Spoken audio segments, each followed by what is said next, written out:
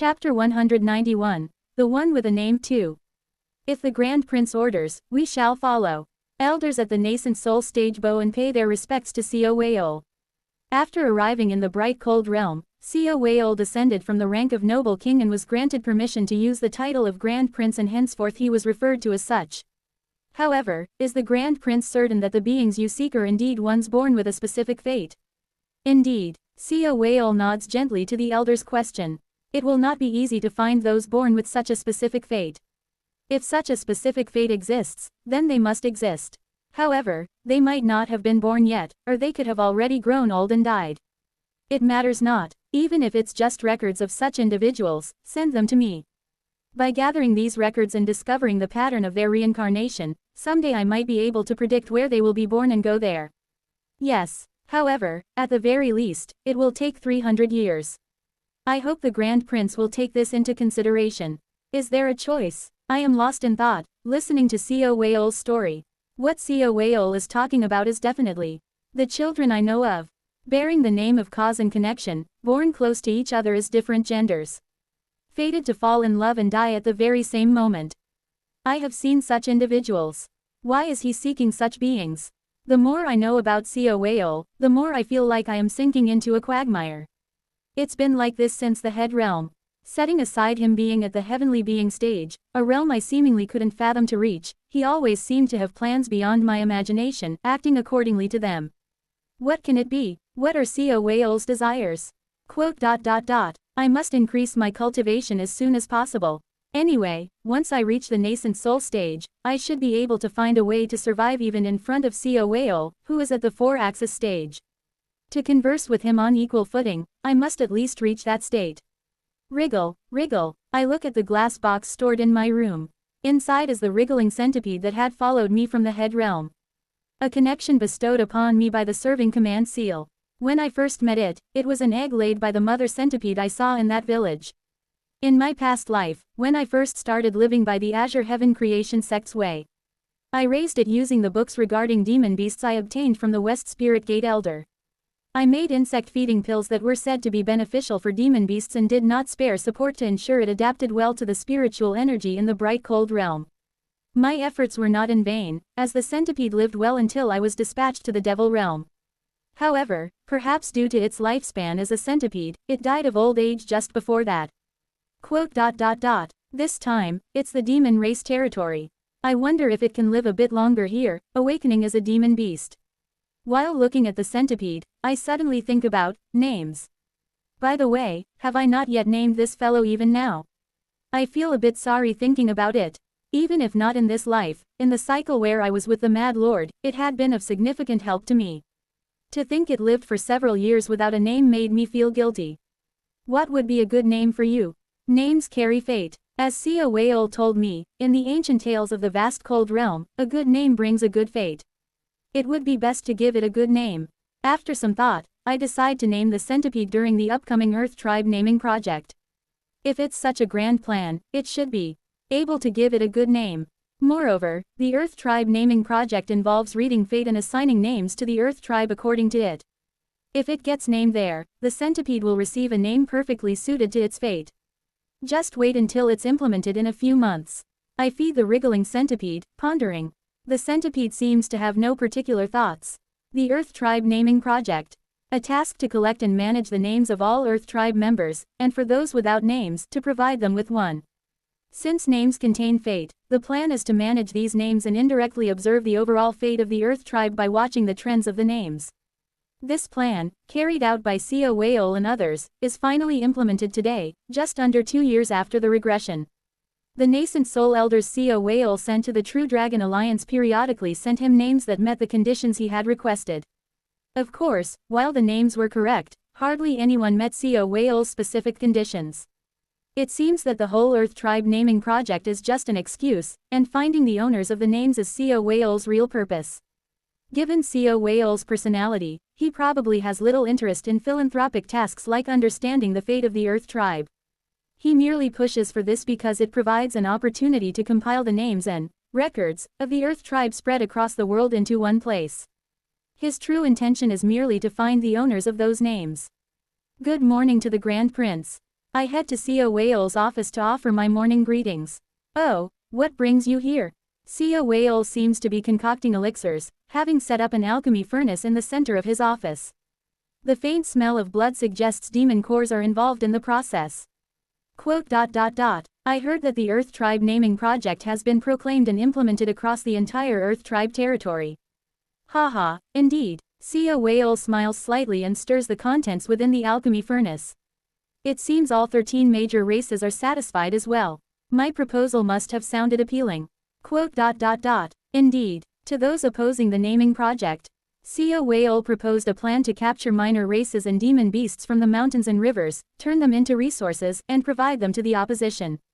With his proposal, the opposition unanimously agreed to the naming project, and it was implemented to everyone's satisfaction.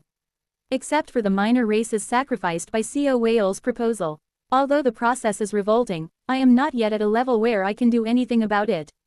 Quote, I was hoping to have my close friend's name given during the naming project. Oh, a friend of yours? Does your friend not have a name? Yes, my friend still doesn't have a name.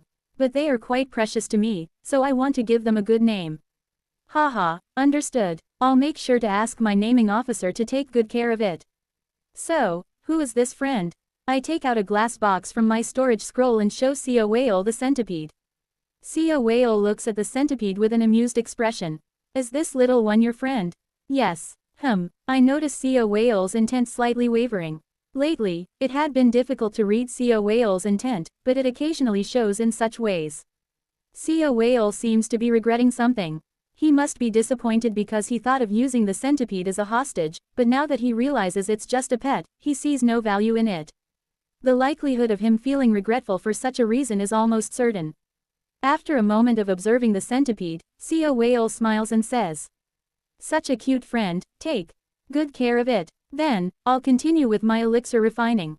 Seo Whale throws 2 demon cores, one imbued with yin energy and the other with yang energy, into the alchemy furnace. By the way, are you not interested in alchemy? Although our demon beast alchemy differs from that of the human race, alchemy is an inseparable part of the cultivation path, and it would be good to learn. Quote, I appreciate the thought, but I am too busy with my own cultivation to spare any attention for alchemy. Is that so? But delve into alchemy, and the deeper you go, the more enjoyable it becomes. The enlightenment from alchemy is also connected to the enlightenment from cultivation. Wo Wang. When Seo Whale adds the 2 demon cores into the furnace, a Taiji symbol appears inside. The foundation and essence of the demon beast methods we cultivate are the circulation and rotation of yin and yang, harmony. But I've realized something through alchemy since the lower realms. Seo Whale takes out a green jade bottle from his storage scroll, pouring its contents into the alchemy furnace where the Taiji symbol is swirling.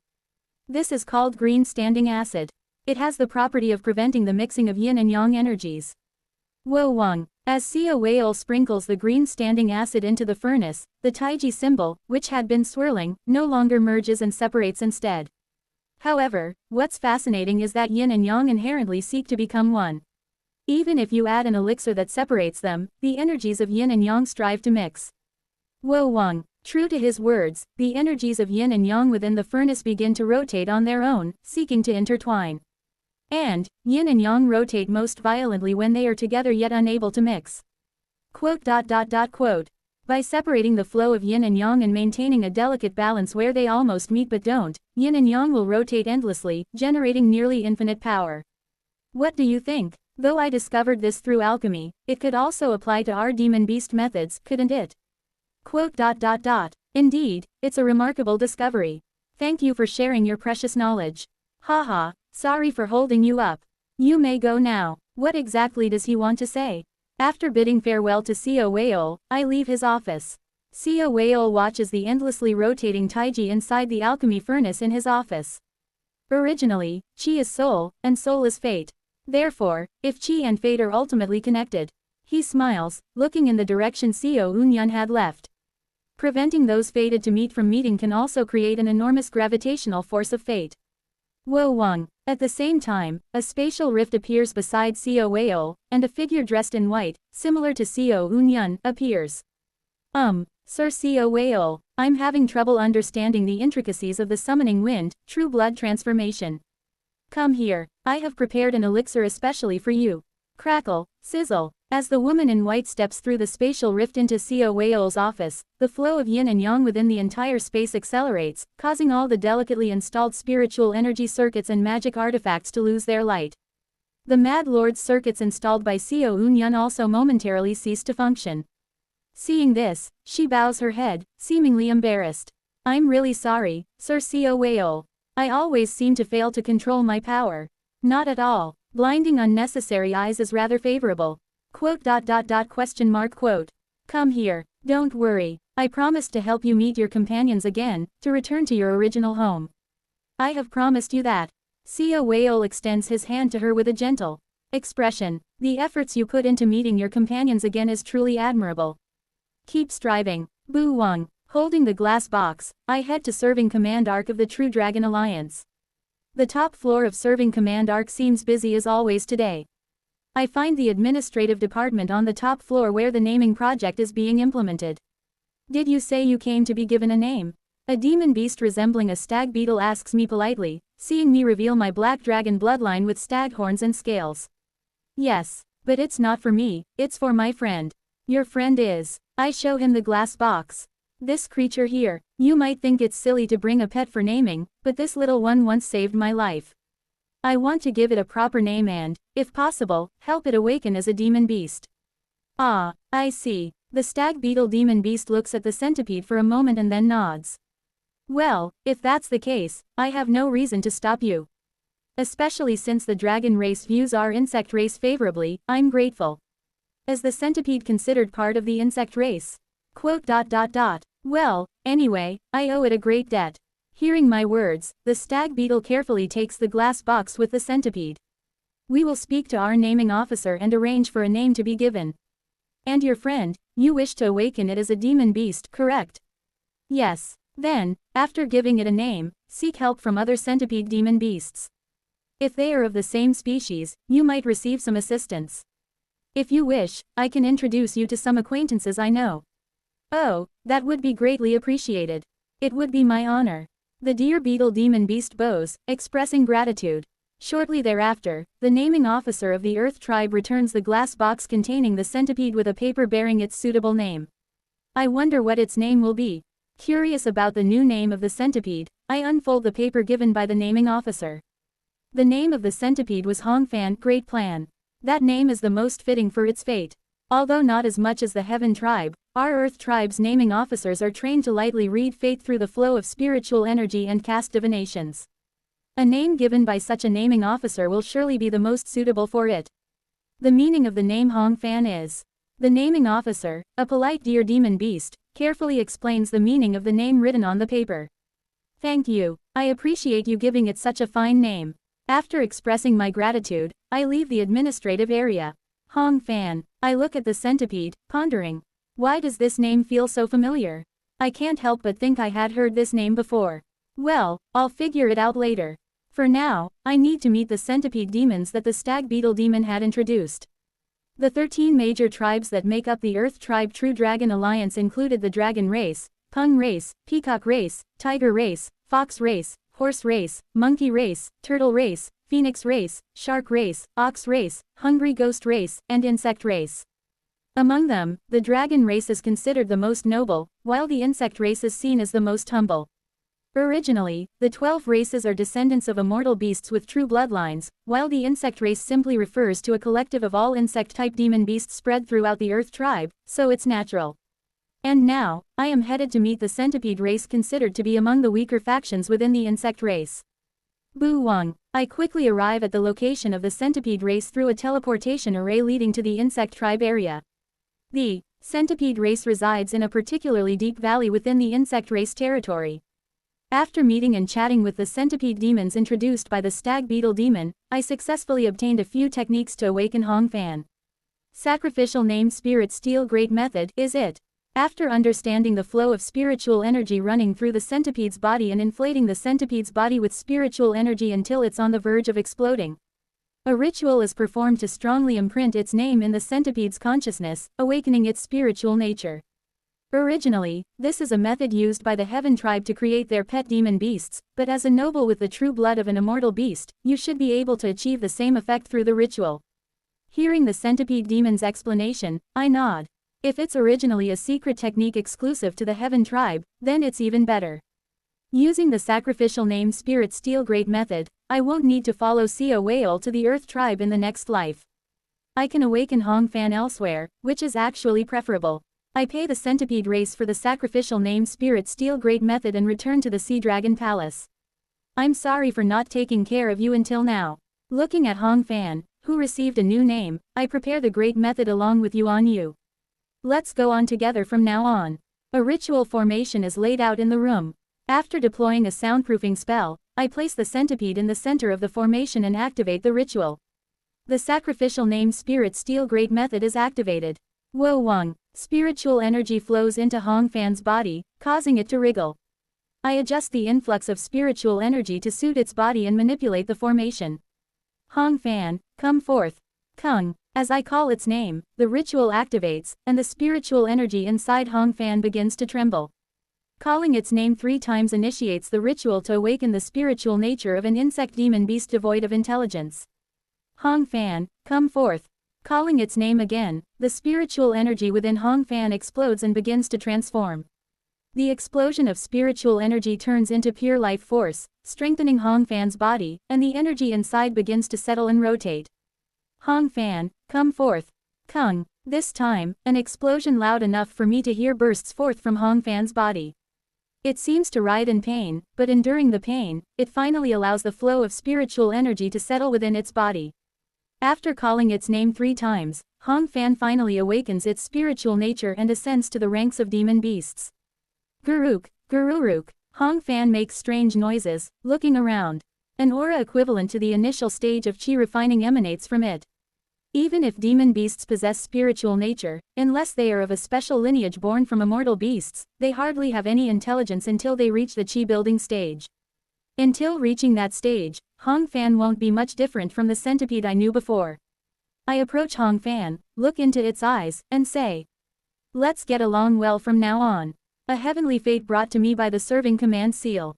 I wonder what help Hong Fan will provide me in the future. No, it doesn't matter if it can't help. Whether it helps or not. After all, it's a connection that found its way to me. I will do my best to assist this little guy. Recalling the teachings of Azure Tiger Saint, I gently stroke the carapace on Hong Fan's head. In this treacherous ice field of the dragon race's intrigues, stay with me. There will be many difficult and painful challenges ahead while under Seo Whale's command.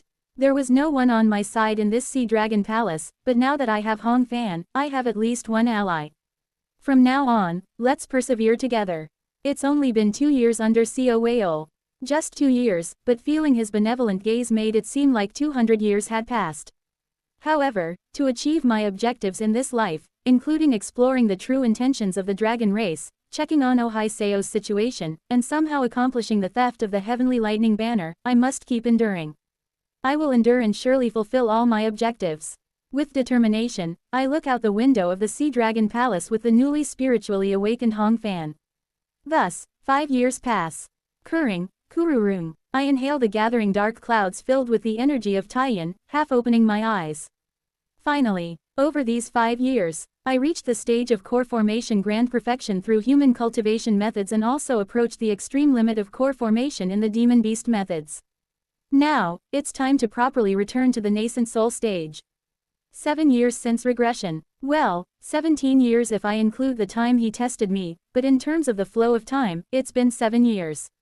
After 7 years, I stand at the threshold of the nascent soul stage, thanks to the power of the canvas of myriad forms and connections. Once I reach nascent soul, I'll be able to move a bit more freely under Seo Whale. I will also be able to formally train in nascent soul methods. Then shall I return to the nascent soul stage. Chapter 192, the one with a name 3. Treading heavens is clearly different from ordinary cultivation methods, it attracts attention. The cultivation methods of the Heaven tribe and Earth tribe are clearly compatible with each other. At the pinnacle of core formation, gather the pure chi inside the golden core to leap towards the plane of soul. This is the realm of nascent soul in the Heaven tribe's cultivation method. The state of nascent soul in demon beast methods is different. Compress the entire consciousness into the same form as oneself, and compress it all the way inside the demon core. When the consciousness itself coalesces into the same form as one's childhood inside the core, that is the realm of nascent soul for the demon race. Bo-ong. Currently, my core is in a rather mysterious state. The usual golden core of a heaven tribe cultivator is golden, with the celestial dominion etched on its surface, containing 28 stars and the positions of the 3 enclosures. The typical demon core of an earth tribe cultivator becomes golden when it transforms into a golden core, with the form of Taiji etched on its surface. However, my core is etched with both the constellations of the heaven tribe and the Taiji of the earth tribe. With the methods of both the heaven and earth tribes, coalesce into the realm of nascent soul. Wo-wang. Through the vast cold formula, the Azure Spirit Starlight Quintessence Great Method, and other methods like the Thousand Lustrous Forest Sea are activated at the same time, leaving the plane of Qi and reaching beyond. Qi. As the consciousness compresses inside the core, the Qi clustered inside simultaneously ascends to the plane of soul. Flash. I see the light emanating from the center of my dantian and once again witness a familiar scene. Yin and Yang rotate. I follow that rotation, revisiting past memories. Previously, I didn't understand what this rotation of yin and yang meant when ascending to nascent soul. But now, having learned the demon beast methods, I can clearly understand.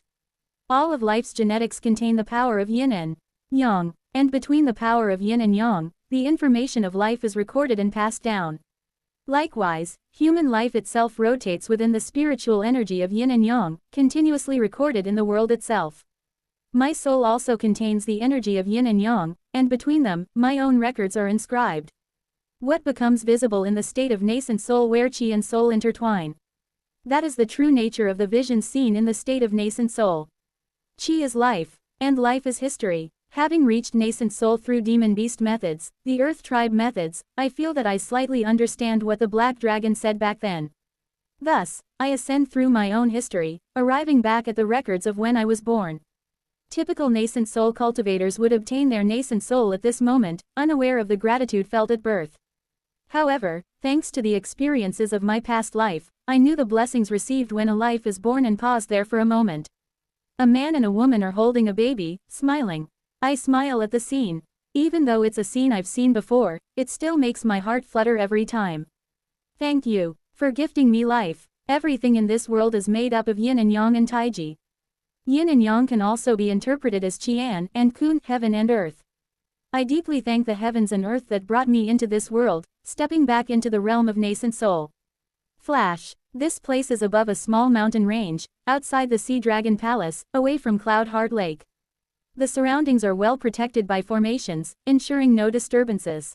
Pot. A burst of white light from the center of the dantian announces the birth of a nascent soul in the form of a baby.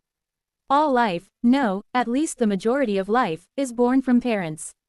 And for life forms that have genders, they are born from the amniotic fluid of the mother.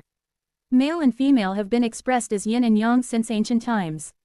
Among them, the male represents yang, and the female represents yin. Therefore, in the early stages of nascent soul, the nascent soul formed based on the memories of just being born from the mother becomes a yin spirit and takes its place in the golden core. As the yin spirit grows, starting to interact with the outside and begins to accept light, yang is added to the nature of the nascent soul. In the middle stage of nascent soul, both yin and yang spirits are cultivated. This process is expressed by likening the yin spirit to the moon and the yang spirit to the sun. The main stages of nascent soul are expressed as follows. Early stage of nascent soul, as constant as the moon. Completing the yin spirit and incorporating the night on the celestial dominion that has been created so far with the 28 stars and the 3 enclosures, finishing the starry skies map. Middle stage of nascent soul, as the rising of the sun. Completing the yang spirit and creating day with the morning sun rising beyond the night, dividing the sky in two to form the yin and yang spirits. Late stage of nascent soul, as long-lived as the 5 great mountains. After completing the yin and yang spirits, creating the 5 great mountains to support the completed sky as pillars. At this time, the 5 great mountains must be created corresponding to the 5 elements, so those aiming for the late stage of nascent soul must accept the power of the 5 elements into their body. A cultivator challenging the late stage of nascent soul with a single spiritual root must accept Dharma treasures corresponding to the 5 elements into their body to use as the 5 great mountains for proper cultivation at this stage. The power of the 5 elements accepted at this time will play a major role when forming the axis in the 4-axis stage later on. Nascent soul grand perfection, unswerving and uncollapsing. Placing the yin spirit as the moon on the upper right. The yang spirit as the sun on the upper left. Placing the 5 elements as the imperial throne in the center, a map of the sun, moon, and 5 great mountains is drawn.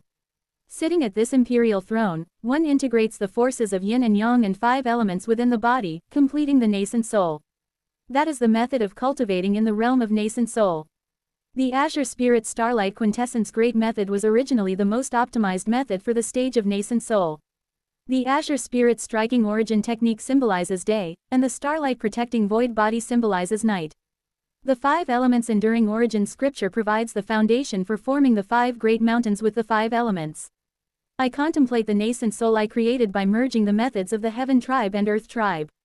PSSS is the consciousness concentrated inside the Dantian while forming the nascent soul spreads out again to the surroundings. At the same time, I look up at the sky. Kururung, towards the defier who formed the nascent soul. The heavens attempt to strike down golden heavenly lightning. At the same time, towards the one attempting to escape fate, the heavens also prepare blue heavenly lightning. Dual-colored lightning flickers in the sky, ready to fall upon me. Flash. A pillar of light filled with tremendous power falls from the sky. However, I am more concerned about something other than the dual-colored light covering the sky above me. That is, yin and yang, a massive taiji rotates in the sky. This is the demon race's vision. The flow of yin and yang is much more clearly visible. Yin and yang form all things. And beyond all things, they create planes and form space. Yes, in the demon race's vision, space is seen to be formed by the principles of yin and yang. Through this vision, it seems possible to cut through space directly. No, that's not the end. The taiji rotates in the sky. As yin and yang exchange power, heavenly lightning is formed in between and plunges towards me. Yes, I have become able to directly witness the formation of the heavenly tribulation with my own eyes. I see it, the pattern of yin and yang. The principle of forming heavenly lightning is clearly perceived. Then, if one traces back the power of the heavenly lightning formed between yin and yang in reverse. Kurururung. I launch the power of Taiyin contained in the black dragon's true blood into the sky, rotating it in reverse to the taiji currently rotating in the heavens. Kururung. The yin energy of the lightning is neutralized by the black dragon's Taiyin, leaving only yang energy to strike me. However, as I exert my power, scales of the black dragon emerge all over my body. Simultaneously, following the method of the starlight protecting void body, a faint starlight envelops my entire body. It would be easier if I used treading heavens, but this place is in the heart of the Earth Tribe's territory, near Co Whale's base, so I refrain from using treading heavens. Instead, I launch a combined strike of heaven and earth method straight into the heavens. In an instant, the energy of the black dragon seeps into my arm, and 4 black wings sprout from my back. The Azure Wing Heavenly Shatter has mutated. I concentrate the power of the black dragon and Azure Wing Heavenly Shatter into one fist and punch to the sky. Take this. And that was the end. The dark clouds filling the sky are torn apart in a circle, revealing the blue sky, and I smile in the sunlight. Today, I have finally recovered the cultivation of my past life. No, with the addition of the black dragon's power, it should be said I have surpassed it. Clap, clap, clap, clap. Ah, applause sounds from beside me. The owner of the applause is Co Whale. Ah, Grand Prince Co, you've come. I'm sure I filled the surroundings with formation barriers in my attempt to challenge nascent soul. As expected, to someone in the 4-axis stage, formation barriers and the like mean nothing. While I was coalescing the nascent soul, Co Whale had somehow approached and is now clapping with a smile. Fortunately, Co Whale wasn't clapping alone beside me, which would have been rather eerie. Truly remarkable. Grand Prince Co, you were right. Yu Ryan claps beside Co Whale with a smile of admiration towards me, who has achieved nascent soul after only 7 years since the start of this cycle. Over the past 7 years, I often invited Yu Ryan to the Sea Dragon Palace to create opportunities for her to be with Co Whale. There was a promise with Yu Ryan, but at the same time, it was to divert Co Whale's attention from me. Thanks to that, Co Whale and Yu Ryan seem to have grown considerably closer over the past 7 years. Recently, Yu Ryan has been almost inseparably attached to Co Whale. Your generous praise is above me. No, you truly deserve generous praise. Nascent soul in just 7 years. Not seen 10,000 years before and not seen 10,000 years after. There will never be another genius like you. Quote. Perhaps another star-shattering esteemed one from the Earth tribe will be born. You know you must not forget me then, right? Yes, Senior Gyu has always been a great benefactor to me. As I am exchanging pleasantries with Gyu Ryan, Seo Whale subtly inserts himself between us and lightly hugs her. Of course, how could I not pay attention to the child I've noticed? But it would be upsetting if you two got too close. The tone that seems jealous of my friendly conversation with Gyu Ryan makes her look ecstatic while I feel a chill. Recently, it's been hard to read his intent, but it's always eerie how casually such comments are made with that hard essence. Jealousy, affection, whatever it is, there is nothing. Just something dark and wriggling, as if something wearing human skin is pretending to be human. It's simply revolting, Gyu Ryan says with a flushed face to Seo Whale. I understand. Ahem. Anyway, Grand Prince Seo. It's about time you tell us, isn't it? Ah, yes, that's right. Seo Whale nods. Is there something he wants to say? I tense up, listening attentively to what Seo Whale is about to say. This prince plans to leave the Earth Tribe territory for a few years to travel abroad. Ah, I almost burst out laughing but kept my composure to listen to Seo Whale until the end. I ascended to the 4-axis stage as soon as I arrived in the bright cold realm, and I've successfully stabilized my cultivation over the past 7 years. Now, it's time to establish the axis and elevate my realm. Ah, you're starting the axis foundation practice. In the 4-axis stage, one progresses by establishing 4 axes. Yes, and recently, I've heard that the human race has been covetously eyeing the True Devil realm. Before a war breaks out between the two realms, I plan to obtain materials for the Orthodox Axis Foundation from other realms. The practice in the 4-axis stage is divided into Orthodox Axis Foundation and Heterodox Axis Foundation. The 4-axis stage involves creating 4 axes for progression. In the late, nascent soul stage, one takes one of the 5 elements as one's own and places the other 4 elements in the 4 cardinal directions, completing the 4 axes centered around oneself, laying the foundation of one's own unique domain. This forms the basis of the 4-axis stage. For each axis created, the Axis Foundation practice involves conducting a ritual based on the power of the element adopted during the nascent soul stage. Heterodox Axis Foundation is when one kills cultivators who have mastered a single element and uses that element to perform a ritual to create their own axis. Orthodox Axis Foundation is when one obtains materials themselves to conduct a proper ritual and create an axis. Seo Eun-yun, you're an incredible genius, but Grand Prince Seo is also a significant talent in his own right. If he, unlike me, gathers the highest quality materials and builds an Orthodox Axis Foundation, our dragon race will enter an unprecedented golden age. Gyu Ryan says while looking at Seo Whale with a pleased expression. It is said the cultivation of the 4-axis stage through Orthodox Axis Foundation, rather than Heterodox Axis Foundation, is rare even amongst 4-axis cultivators. It's because it's easier to steal another cultivator's achievements than to laboriously gather materials and perform rituals yourself. To complete one axis through Heterodox Axis Foundation, one needs to kill a cultivator of the same realm in the 4-axis stage, or 100 in the Heavenly Being stage, or 10,000 in the Nascent Soul stage to extract their attribute and use it for the axis. For ordinary cultivators, this temptation must be hard to resist. Especially in the case of the Earth Tribe, where the overwhelming majority are demon beasts and the law of the jungle of kill or be killed is commonplace. Therefore, Heterodox Axis Foundation is overwhelmingly more prevalent. Moreover, Grand Prince Seo is going to the other realms this time to obtain the highest quality materials for Orthodox Axis Foundation. How impressive is that? Ah, you mean other middle realms? Yes, as you know, the 5 middle realms correspond to the 5 elements. Gyu Ryan continues with the explanation. Bright cold corresponds to earth, true devil to fire, purple gold to metal, nether ghost to water, and ancient force to wood.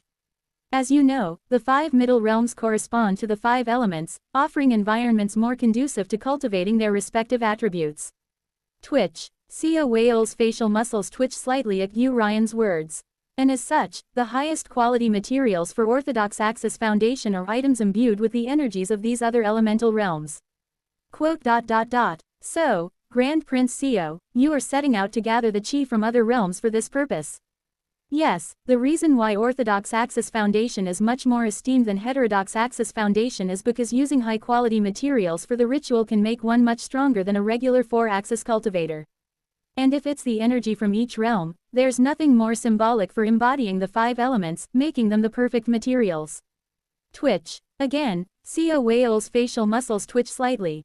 I concentrate as much as possible to understand Co Whale's intent. That intent is, it seems he wants to correct something about Yu Ryan's words. However, he doesn't correct Yu Ryan's statement and remains silent. Is he hiding something? I recall the moment Co Whale reacted to Yu Ryan's words. When it was mentioned that each realm corresponds to the 5 elements, that's when he showed his intent. Perhaps, contrary to Yu Ryan's words, the relationship between the realms and the 5 elements isn't so straightforward. By the way, as far as I know, apart from the true devil realm, the distance between realms is quite significant from the vast cold realm. Yes, so it can take around 20 years at the earliest, and up to around 100 years at the latest. It will indeed be regrettable not to see Senior Yu during this time. Co Whale looks at Yu Ryan with a face genuinely expressing sadness about being apart from her. It's a lie. From the twitch of his intent when speaking of time, it can either be shorter or longer than stated. He then turns his gaze back to me. So, before I leave this time, I came to ask you for a favor. Yes, please command me. Co Whale, with a smile, hands me a jade bottle. This bottle contains my true blood. Since the Sea Dragon race is also a branch of the Black Dragon race, there won't be any conflict. I haven't fully accepted you into the Sea Dragon race until now, letting you roam on the outskirts of the court. I'm sorry for not taking better care of you. Now, I've decided to give you my blood to fully accept you as a proper member of the Sea Dragon race. With the immortal beast Black Dragon's true blood, having condensed your nascent soul in 7 years, and now receiving my true blood, no one will be able to look down on you. Quote. By accepting my blood, even if I roam in distant dimensions, we can stay in contact through the blood. Accept my blood and become a liaison between Senior Yu and me. Co Wessel pushes the jade bottle towards me with a grin. Yu Ryan also speaks up with a flushed face. If you become the liaison between Grand Prince Co and myself, I, too, shall ensure your reward is substantial. I've invited Yu Ryan to the Sea Dragon Palace countless times, preventing Co Whale from making moves against me. Yet, now, Co Whale seeks to infuse me with his blood under the pretext of maintaining contact between him and Yu Ryan. It's incredibly unsettling. However, the problem is that I have no reason to refuse Co Whale's blood. Once you assimilate the true blood of the Sea Dragon into your being, I will officially appoint you as a prince of the Sea Dragon Palace, and your name will also be vigorously promoted in the Dragon Registry. Yu Ryan is also sending me suggestive glances with a flushed face, and Co Whale too is pushing the jade bottle towards me with a smile. This is a splendid opportunity for your name to echo throughout the dragon race. Would you kindly accept my goodwill? Translator notes. Donated chapter by Ariman, Glad, Mortar, and Augustus 63. Thanks for the support. Chapter 193, Betrayal 1. How should I do it? How can I gracefully decline Co Whale's proposal? Ordinary excuses won't work. This isn't the first time I've used Yu Ryan under the pretense of gaining her favor, and now Co Whale is leveraging her to pressure me. Making any flimsy excuse will be a betrayal not just to Co Whale but to Yu Ryan as well. But running away by force is also not an option. Even if I reveal all my abilities of the Heaven, Earth, and Heart tribe, my power barely compares to the early 4-axis stage. Using the Sea of Righteousness and Mountain of Grace and the canvas of myriad forms and connections might increase my strength, but only to a certain extent. It's impossible to shake off Co Whale and Yu Ryan. So, what should I do? Tisk, tisk, tisk. I accelerated my thoughts, frantically pondering in my head. If I agree to accept the blood, there's a high probability Co Whale will offer to assist in the process right here. With Yu Ryan in front of him, it's difficult for him to employ any schemes. Being at the 4-axis stage, it will be difficult for him to employ any tricks through spells either. It's a dilemma. In this situation, I'm being coerced into accepting Co Whale's blood, and I can't find any reason to refuse. Honestly, Co Whale's true blood is more troublesome than that of the Black Dragon. The Black Dragon's status is so high that it seems unlikely to do anything to me.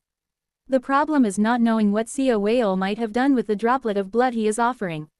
Stop playing tricks. I curse Co Whale in my head and finally make a decision.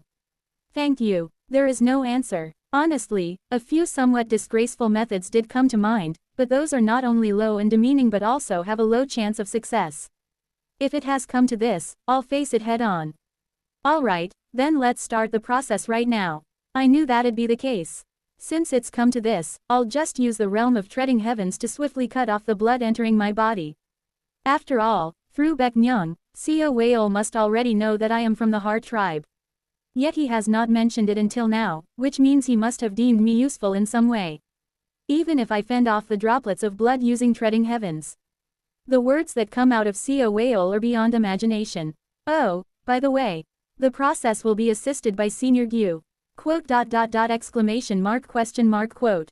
Tap, tap, he pats my shoulder in a friendly manner and says. Compared to me, who is only at the early 4-axis stage, it's more fitting for Senior Gyu, who is at the grand perfection of the 4-axis stage, to assist you in the process. It's more suitable for a genius like you. Yes, yes, if I assist, it will surely be done properly. Quote ... quote. I am properly trapped. In this situation, it's impossible to discreetly use treading heavens to eliminate Seo Whale's true blood from within my body in front of Gyu Ryan. Of course, it's much less troublesome than if Seo Whale were to directly assist in the process. The troublesome part is Seo Whale's blood itself. Now, take a seat. I will assist you. Quote ... Yes. I hesitate for a moment before sitting cross-legged. Gyu Ryan spreads her fingers, and a spell formation similar to the one used last time for refining the Black Dragon's true blood is engraved on the ground around us. Your body already flows with the Black Dragon's true blood, and Lord Seo's blood also belongs to a branch of the Black Dragon's lineage, so no extensive preparation like last time is needed. It will also be easier than before. Quote ... Yes, let's begin then. I sigh inwardly, staring at the jade bottle in front of me for a moment, then close my eyes tight. I swallow Seo Whale's true blood contained in the bottle. Gulp, and then, zeezing. As Seo Whale's true blood enters my body, I feel as if a gigantic sea dragon is engulfing me.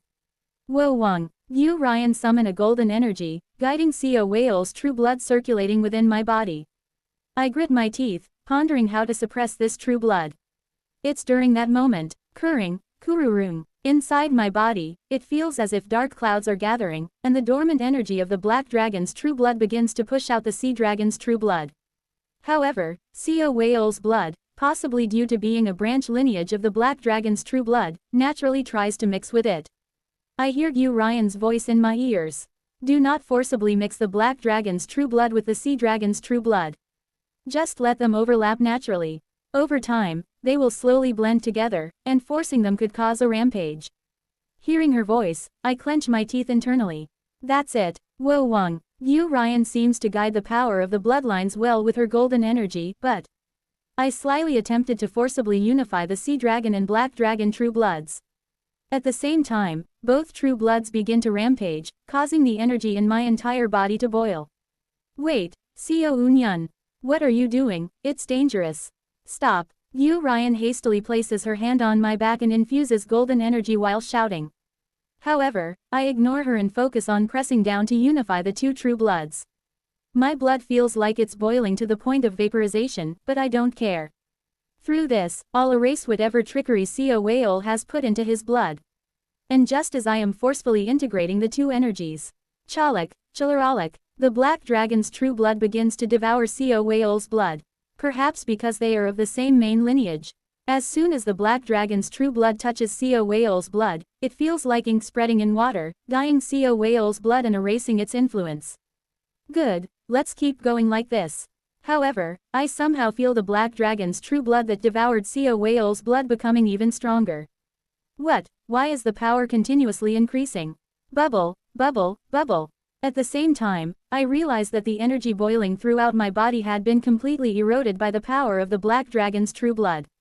Gush, blood bursts from my mouth, and tears of blood stream down from my 7 orifices. Ah, this can't be happening. I'm going to die if it continues like this. The amplifying power of the Black Dragon is too much for my body to handle, and I'm about to be crushed. It's then I realize I had fallen into a trap of choosing between two evils that Seo Whale had set. If I continue to let the Black Dragon's true blood devour Seo Whale's blood, I will die. If I stop, I can live by accepting Seo Whale's blood into my body. but to keep blood that CO whale might have tampered with inside me. It's no different than living with a knife swallowed in my stomach. I ponder at the moment of choice. The contemplation is brief. Even if it kills me, do you think I would willingly be manipulated by that filthy CO whale?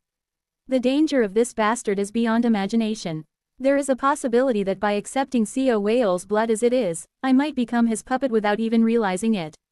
I allow the black dragon's true blood to consume CO whale's blood completely. The next moment, I feel the illusion of CO whale within my mental world. It's his remnant thoughts. CO whale's remnant thoughts are being devoured and crumbled by the black dragon's energy. As expected, he tampered with something. After all, it would have been more suspicious if he hadn't tampered with anything. Coo-goo-goo-goo. But perhaps as a consequence of feeding CO whale's blood to the black dragon's blood. The black dragon's blood exudes an enormous amount of yin energy, and I clench my teeth, feeling like my body is on the verge of explosion. Although Gu Ryan is assisting my refinement and I can't use the techniques of the Heart tribe, I can still use techniques unknown to her but known to CO whale. Tisk, tisk, tisk.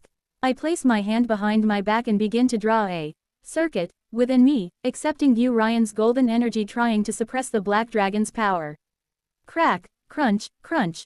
Originally, the circuit was meant for a puppet, causing excruciating pain as if my body is being crushed, but I grit my teeth and continue to engrave the circuit.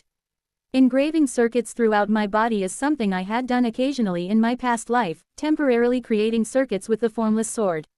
This time, I went a step further. Above the golden core. On it, where the starry sky map and Taiji are engraved, avoiding the already drawn constellations, a delicate circuit is engraved on the golden core. Kijijijik, Krura, a cultivator above the core formation stage does not die unless their golden core is completely destroyed. However, this also means that for those at the core formation stage, the golden core is their greatest weakness. I am guiding the amplifying power of the black dragon into this weakness, into a circuit used for puppets, not the living. Coo-goo-goo-goo. The energy of Taiyan circulates through the Mad Lord's circuit. But the power is so dominantly tyrannical that I tremble, feeling as though my golden core will shatter. No, for the original me, it definitely would have shattered.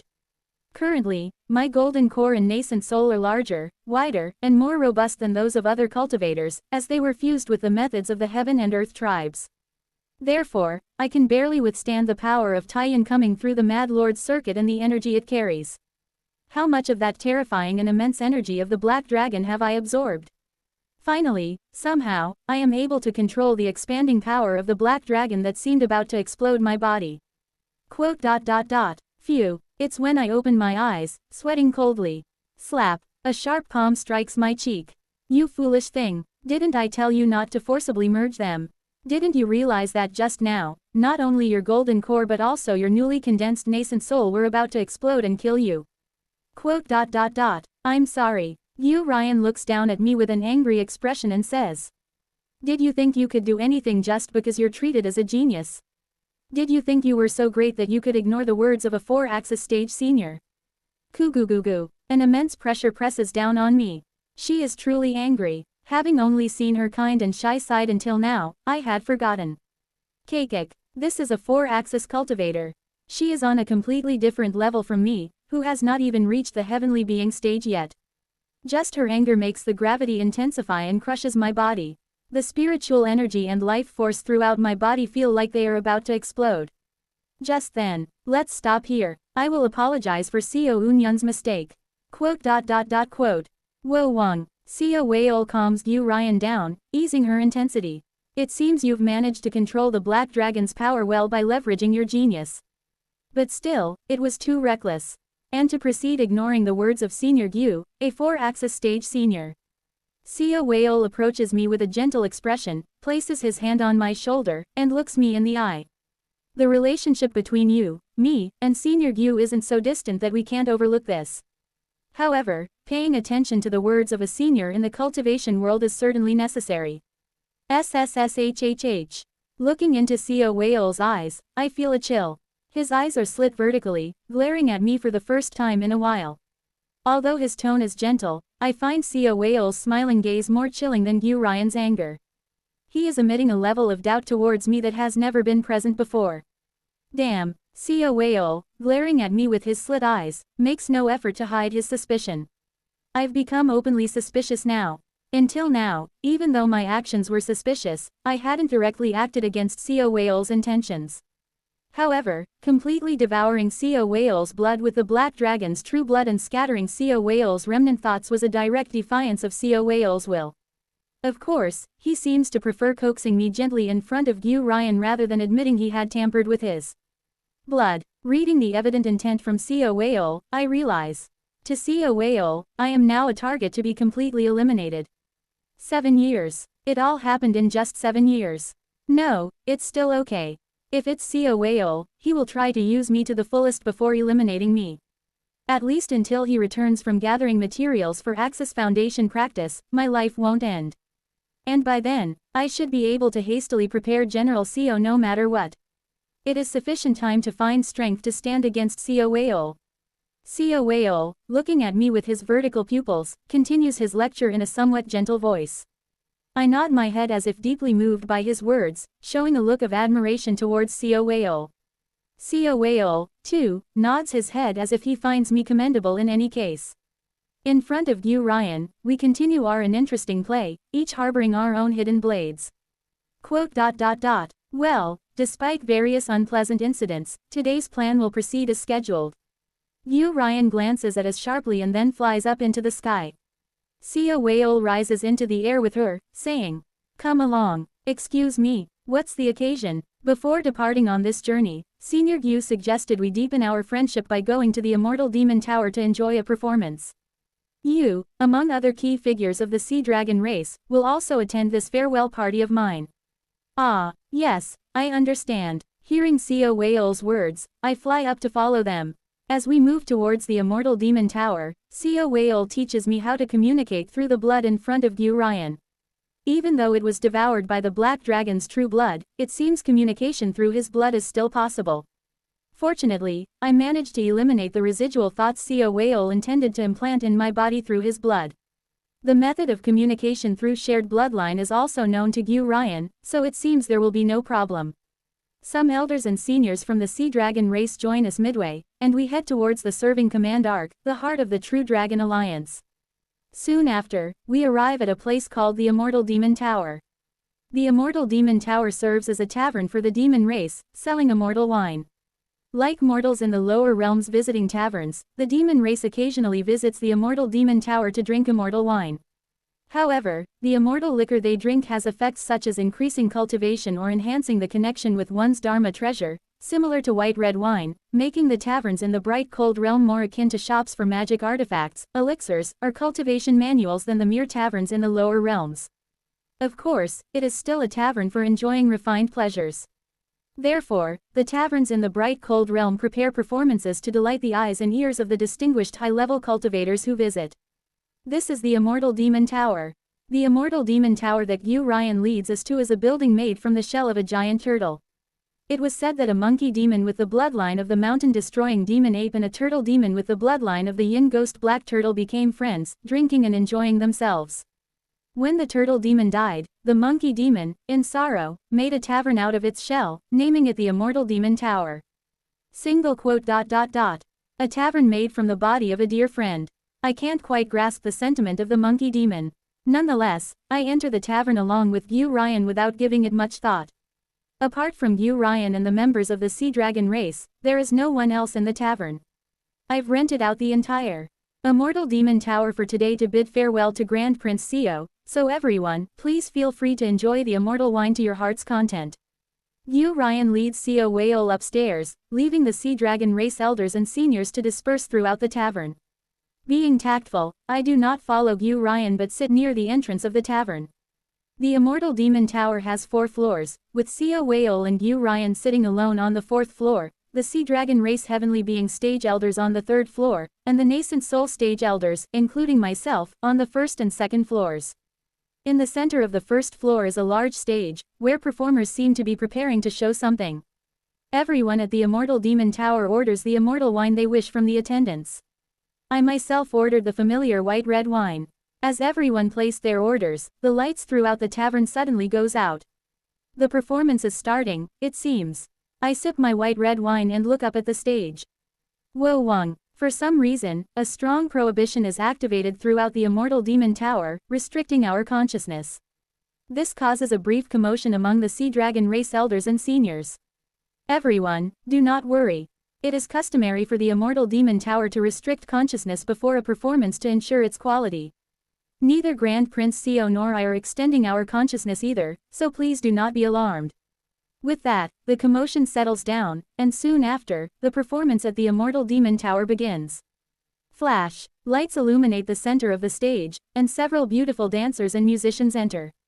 The dancers resemble humans, and the musicians have a variety of appearances. A monkey musician holds a pipa. A musician with a human upper body and spider lower half holds a zither. A musician with a fish face but human lower body plays the flute, and a musician that looked like a clam with arms and legs holds a drum. Shortly after, the dancers begin their performance, and the musicians play their instruments. Honestly, I am quite surprised by the quality of the sound. Unexpectedly excellent. The monkey playing the pipa expresses emotions through his music with a solemn expression. The spider woman creates beautiful tones on the zither without opening her eyes. The fish demon continuously blows the flute without stopping for breath, showing remarkable skill. And the clam plays the drum well. Possibly because they are all demon beasts, each infuses their spiritual energy into their music, creating even more beautiful waves. Not just I but also the elders and seniors of the Sea Dragon race are amazed by the symphonic vibrations created by the musicians' tones. The vibrations harmonize with the flow of yin and yang, eliciting awe from everyone. Truly, it's an incredible display of art. The dancers, too, flutter their delicate garments in tune with the music, captivating everyone from the Sea Dragon race who have visited the Immortal Demon Tower. The standard is remarkably high. I sincerely admire the musicians as I listen to the music. Listening to the tones, I am able to somewhat calm the tension that had built up due to Seo Weol. Glancing up at the fourth floor where Seo Weol and Gu Ryan are, I noticed that Gu Ryan had done something to block not only consciousness but also the flow of spiritual energy from entering. I don't need to worry about that. Whatever they do inside, it's between Gu Ryan and Seo Weol. I focus solely on the music, tuning out everything else. Listening to the music, I feel as though I can discern the skill levels among the musicians. The spider woman, playing the zither with her eyes closed, seems to be the most skilled. Following her is the monkey playing the pipa with a craftsman's expression, and then the fish-headed flutist. The clam is trying its best. The entire performance is harmonized to the sound of the zither. Gradually, the music centered around the zither heads towards its climax. Finally, as the tones reach their peak and the emotions contained within explode. Flash, the lights in the tavern turn back on, and all the restrictions on consciousness are lifted. As the oppressive restriction on consciousness is lifted, all members of the Sea Dragon race let out a gasp. An excellent production. By lifting the restriction on consciousness right as the performance reaches its climax, it seems to double the impact of the relief felt. Finally, the performance ends. I feel an inexplicable drowsiness wash over me. An excellent performance indeed. It's clear why Senior Gu suggested we come. Even if they are below the Chi building stage, these musicians truly deserve to be called masters. As the performance concludes, everyone appears somewhat drowsy, yawning and covering their mouths. At the same time, they lavishly praise the performers on stage. After the musicians and dancers exit the stage, the Immortal Demon Tower announces a break, turning on the lights and offering more immortal liquor. However, I approach one of the monkey servers bringing white red wine and ask. The performance was very impressive. How might one meet the musicians? The server, who appears to be below the Chi refining stage, is flattered by my question and responds. The musicians are all resting in the dressing room on the third basement floor of the Immortal Demon Tower. If you wish, I can guide you there. Please do. I hand a pouch of spirit stones to the monkey server, who then leads me to the third basement floor of the Immortal Demon Tower. Quite spacious. Indeed, the basement of the Immortal Demon Tower is vast. It seems space compression techniques were used, as the space seems to expand majestically the further we descend. To my comment, the monkey server chuckles and explains. We sometimes hold auctions in the basement of the Immortal Demon Tower. Many of the demon guests who attend are quite large, so we've compressed space to accommodate them without discomfort. Interesting. We've arrived. This is the musicians' dressing room. Thank you for guiding me. After handing a pouch of spirit stones to the monkey demon, I enter the third basement floor. It's quite spacious. The space is indeed vast. Given that auctions are also held here, various protective and isolating formations are laid out throughout the area. Upon entering the musicians' dressing room, the musicians who were chatting stopped and greeted me in unison. "Ah, what brings you here, senior?" The pipa-playing monkey, who seems to be the leader, approaches me and asks. I smile and reply, "Thank you for the wonderful performance. I wanted to personally show my gratitude, so I came to interrupt your rest." "Ah, it's an honor that a member of the dragon race thinks so highly of us." The monkey's expression is one of flattered delight, and I hand him a pouch filled with 10,000 spirit stones. "I've put 10,000 spirit stones in here.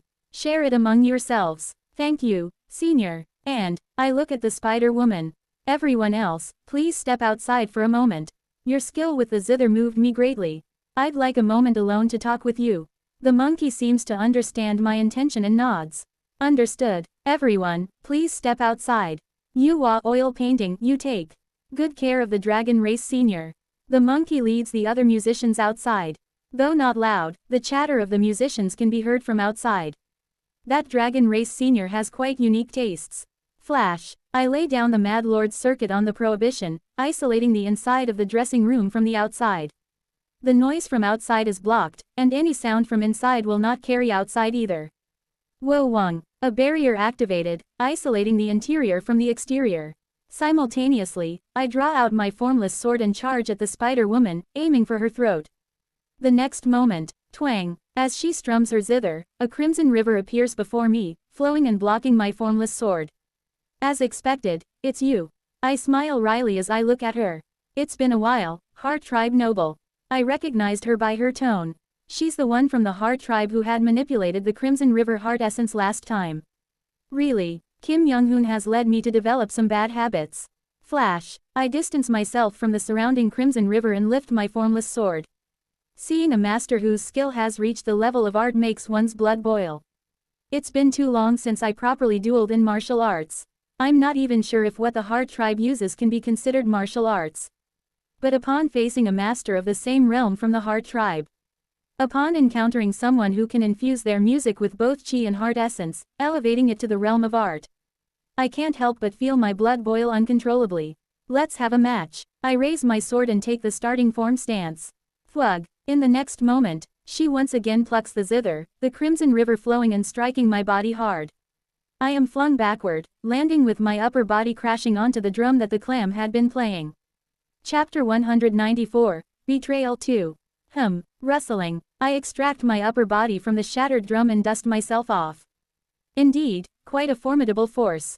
It wasn't the Crimson River that had repelled me. As soon as I touched the Crimson River, it was not my body, but rather the pure spiritual force flowing within me that automatically reacted and repelled me. In other words, the Crimson River merely touched my body. The fact that I was flung and crashed was entirely thanks to the power flowing within me. It seems you're in the same situation. The Spider Woman, Yuhua, as she is called, raises her arm while keeping her eyes closed. There is a sword scar left by my formless sword on her arm, from which blood is flowing. I didn't expect you to penetrate my defense just like that. I didn't know my internal spiritual power could move according to someone else's will. How did you do it? Do you really think I'd willingly teach you my technique? Try to figure it out on your own. I'll do my best to understand the ability of that sword as well. Oh, you recognized it as a sword. How did she recognize the formless sword, which has no shape? Even if it has no form, the intent is so clear, how could I not know what you're wielding? It was a foolish question, I see. I attack her with the formless sword again. But every time the Crimson River touches my body, I am repelled this way and that. It's as if my body is not my own. Wo Wang. Feeling as if I am floating, I try to approach her, but the problem is the Crimson River. Wo Wang. Bang, bang, bang, bang. As the formless sword whirls around, the dressing room turns into a mess, but I focus solely on getting closer to her. After exchanging blows with her for who knows how long. Wait. Suddenly, she smiles and says, "Perhaps this is a good time to stop." She detaches her hands from the zither and raises them. "There's no need for us to continue fighting." "What are you talking about?" When martial artists meet, suddenly, it dawns on me that I am unsure whether Yuhua is a martial artist or not. I understand what you want. There are many like you within the Heart Tribe territory. Those who wish to prove themselves by comparing their manifestations with others, are simply those who genuinely enjoy sparring. Our esteemed one also has such tastes. Quote. Then why refuse to fight? Because I am not of that kind of Heart Tribe. While I am interested in your sword, I am more suited for infiltration, espionage, and inciting rebellion. Instead of this meaningless act, how about we exchange information more constructively? I look at her and smile. Is fabrication also one of your specialties? Excuse me, Wo Wang. Holding the formless sword in a reverse grip, I swing it towards my head. The formless sword grazes my skull, cutting out strange sound waves affecting my mind from the plane of soul. Shuck, I feel something break, bringing my consciousness back to reality. The situation is not much different from before.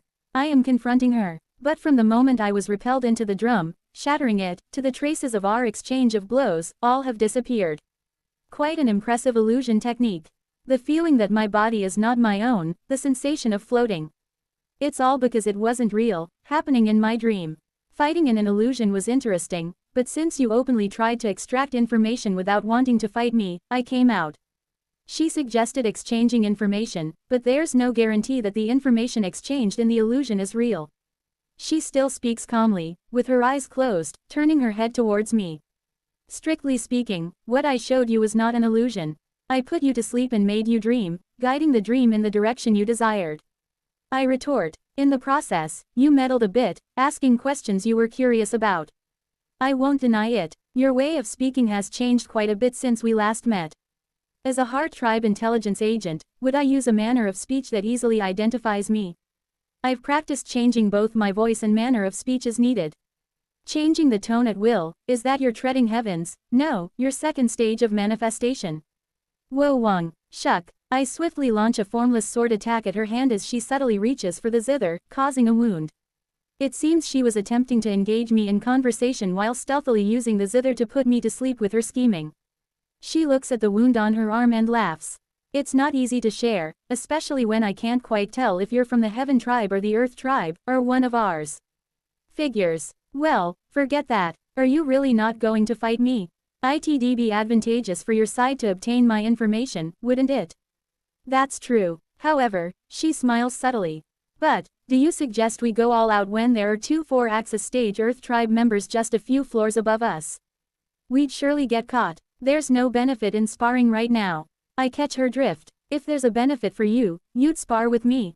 If that's the case, I see no reason why not. Alright, tell me what you want. You're currently staying at the Palace of the Sea Dragon race, correct? Yes, in the Palace of the Sea Dragon race, I'm aware that a member of the White Goat race, Baek Nyung, whom I had previously rescued and attempted to escape to the Heart Tribe territory, is being imprisoned. If you promise to help me rescue him, I see no reason why I can't spar with you. Quote. Imprisoned. Should that be described as imprisoned? Noticing my serious expression while I conceal my heart essence with the treading heavens realm, she misunderstands it for something else and clicks her tongue. Perhaps I've asked too much of you. If you truly feel a sense of belonging to the Sea Dragon race. No, that's not it. I think of the White Goat race who have become the ruling class near the Cloud Heart Lake and their leader, Baek Nyung, feeling a mix of emotions. Quote. Seo Whale will be leaving the True Dragon Alliance in a day or two for his Axis Foundation practice. I'll arrange a time for you and Baek Nyung to meet after that. However, I'm not sure about helping with the rescue. I'll ensure you can enter and exit the dwelling of the White Goat race near Cloud Heart Lake by holding off the Sea Dragon race patrol, but escaping with him will be up to you. Thank you, that will be a great help. I smile brightly at her enthusiastic response and then ask out of curiosity. What if I am lying? We're both at the treading heavens, no, the second stage of manifestation, so I should be able to lie too, right? Hee. Have you never sparred with someone of the same realm from the Heart Tribe? Quote. No, well, that's even better. I can teach you. Quote. Quote. As she touches the zither, she says, let's control our power while sparring. As I mentioned, with two 4-axis stage Earth Tribe members above us, and a barrier set up in the dressing room, not to mention the Immortal Demon Tower's restrictions suppressing our consciousness, we can easily get caught if we're not careful. Let's keep our power at the early stage of chi refining and compete using only our manifestations. Fine, a pure competition of capabilities and enlightenment is something I welcome. The next moment, thwong, her zither sounds, and my sword surged through the air. However, just as I am about to adopt a stance and employ a technique, I struggle to keep my body from collapsing. Sleepy. A drowsiness demon attacks me. With this level of sleepiness even when restricting our power to the chi refining stage.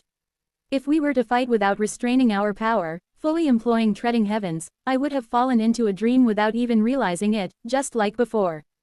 Thump, thwong, thump. But her performance is just beginning.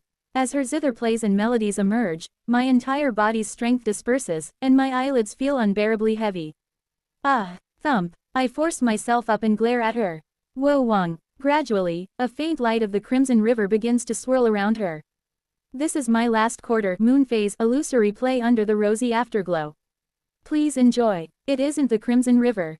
It's the evening glow, the time when those who have finished their day start to prepare for bed, the sunset. Teeing. I exert all my strength, barely managing to fend off the sleepiness using Mountain Echo's Valley response. The formless sword transforms into vibrations, striking my soul across planes, bringing me back to my senses. But the clarity is fleeting. As her performance continues, I realize I am succumbing to sleepiness again. A fearsome technique. Even using only chi refining stage power, she brought me to the brink of unconsciousness with sleepiness. Even a heavenly being stage cultivator, if caught off guard by her determined performance, would end up sprawled on the floor, asleep. Moving even a single finger became difficult. This is especially lethal for me. I'm sleepy. I want to rest right now. If I were to lay down and sleep right now, it feels like I can finally sleep peacefully for the first time in ages. After joining Co Whale 7 years ago, I haven't slept properly even once. Not just that, in my previous life, when I was a governor in the Devil Realm.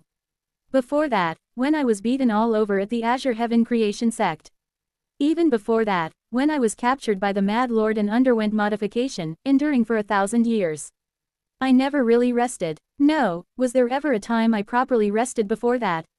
Excluding the times when I relaxed my heart with Hyunghwa, it's hard to remember when I last truly rested. I want to rest. I really want to sleep deeply. The heavenly treading realm manifested by Yua is stirring up an intrinsic desire I've had all this time. Maybe it's okay to rest a bit. But then, smirk. Resting is something. Crack. I drive the formless sword into my shoulder. A jolt of pain snaps my eyes open. I can do after death. I hold the formless sword with a grin. If I gain enlightenment in the morning, I am content with death in the evening. Endure, Seo Eun-yun. Are you going to miss this great opportunity? I'll let you rest in death, so open your eyes. I scream, twisting the formless sword embedded in my shoulder. SSH, SSH. Tremendous pain radiates from my shoulder. But with bloodshot eyes, I twist and pulled out the formless sword, aiming it at Yua. Good. Shall we continue? Let's do so. In the next moment, I dart towards her, slashing down with the formless sword. For a moment, the sword takes on a shape similar to an axe and strikes her. Yet, her crimson afterglow river effectively blocks my formless sword again. But, she can't block it. Swoosh. My formless sword pierces through the afterglow, charging towards her. Wo Wang. She, holding the zither, leaps back like a grasshopper, and I change stance right after swinging down. Along with my stance, the formless sword elongates, transforming into a spear-like form. Shoot. In the next moment, the colorless spear in my hand fires off like a cannonball, embedding 3 gusts of wind around her. Thwong, thud, thwong. Yet, she continues to strum the zither. The afterglow swirl around her, dissipating the formless sword strikes. I am astonished to realize the principle behind her defense. She's treating my formless sword as a living entity and putting it to sleep. It isn't merely dispersing. My formless sword is falling asleep as it touches her afterglow. Gradually, the energy of the formless sword I hold is dropping below the chi refining stage. If this continues, it will become less effective than simple sword energy. Interesting. Memories of a long time ago surface. When I had not yet reached the pinnacle realm and followed Kim Young-hoon around. Kim Young-hoon wandered through various factions in Yangguo, challenging their banners. The result was naturally 100 victories in 100 battles. Among the factions he challenged, there was one that specialized in sound arts. Back then, Kim Young-hoon definitely said that defeating the leader of that sound arts faction was the most challenging, describing them as the trickiest opponent. Those memories vividly came back. Phew, it was the most not easy opponent. So even the words not easy come out of your mouth, hung Nim. Well, it's because sound art masters are hard to come by. Those who are mediocre in sound arts are as good as useless, but when someone who has mastered sound arts to the level of 3 flowers gather at the summit and has our vision uses it, it becomes incredibly formidable. I don't understand what you mean by our vision. Ah, right, I was meaning to tell you about this. I remember the advice Kim Young-hoon had given me. Sound arts, after all, are about sound. But how does mere sound harm the opponent? It's like the poison you study. Poison, you say? Yes, poison. From the moment you first hear the opponent's melody, their chi begins to mix with the sound entering your body. When the opponent's sound waves resonate with the ones inside you, your body starts to break down according to the resonance frequency. Terrifying. Yes, so ultimately, if you meet a master who uses sound-based martial arts, you should suppress and kill them before they can shoot their sound waves. If you fail and allow the opponent to shoot their sound waves, you'll need to find a way to detoxify. A physician-like approach, indeed. Well, since I compared it to poison. But my solution is a bit different. Waves of sunset rush towards me. What Yuhua is using is no different from sound-based martial arts. No, it could be said to be an evolved version of sound-based martial arts, evolved by several stages. Perhaps from the moment I first heard her sound at the Immortan Demon Tower today, I was under the influence of her poison. The poison of her, wanting to sleep, heart essence. Preemptive strike is no longer possible, and what she has infused into me is her heart essence itself, so detoxification won't work. Then, there's only one method left. Make the poison your own. If you perfectly control the chi throughout your body, you can also control the vibrations within. While sparring with the opponent, continuously circulate and move the chi, altering the vibration itself to be different from what the opponent has infused. I begin to accelerate my thoughts through the formless sword connected to my body. Time slows down, while I accelerate. Kwang, kwang, kwang. Cutting horizontally with transcending peaks. Then, accelerating again to thrust into her side with flowing ridge. All blocked, but then, accelerating once more, I cut down from above with dragon vein. Kugugugu. As I cut down, my formless sword is blocked again by her sunset-colored river. Touching that river, the force itself will dissolve, making permeation impossible. But the next moment, PSSHT. A small wound appears on her cheek. Even though it was dissolved, my formless sword that permeated her river caused a wound on Yua's face. Chalak. The next moment, a crimson wave rushes towards me, forcing me to retreat. I'm sleepy. I feel like I will fall asleep at any moment. This is both my heart essence and the poison she subtly infused into me through her treading heavens.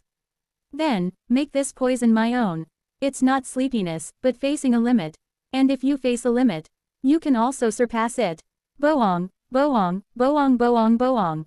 Gradually, the speed at which I swing my formless sword begins to increase. Every time I endure sleepiness, a limit comes. Yuhua also plays her instrument, continuously attacking me with her river. Every time I face a limit and overcome sleepiness, I break through the limit. My inner heart essence transforms, changing from sleepiness to a leap in spirit. Therefore, every time I overcome sleepiness, I become stronger. It doesn't literally increase my spiritual power or teach me unknown sword techniques. But isn't martial arts about defining oneself? Then, I am indeed growing. Although I am restraining my power to chi refining, my speed gradually increases.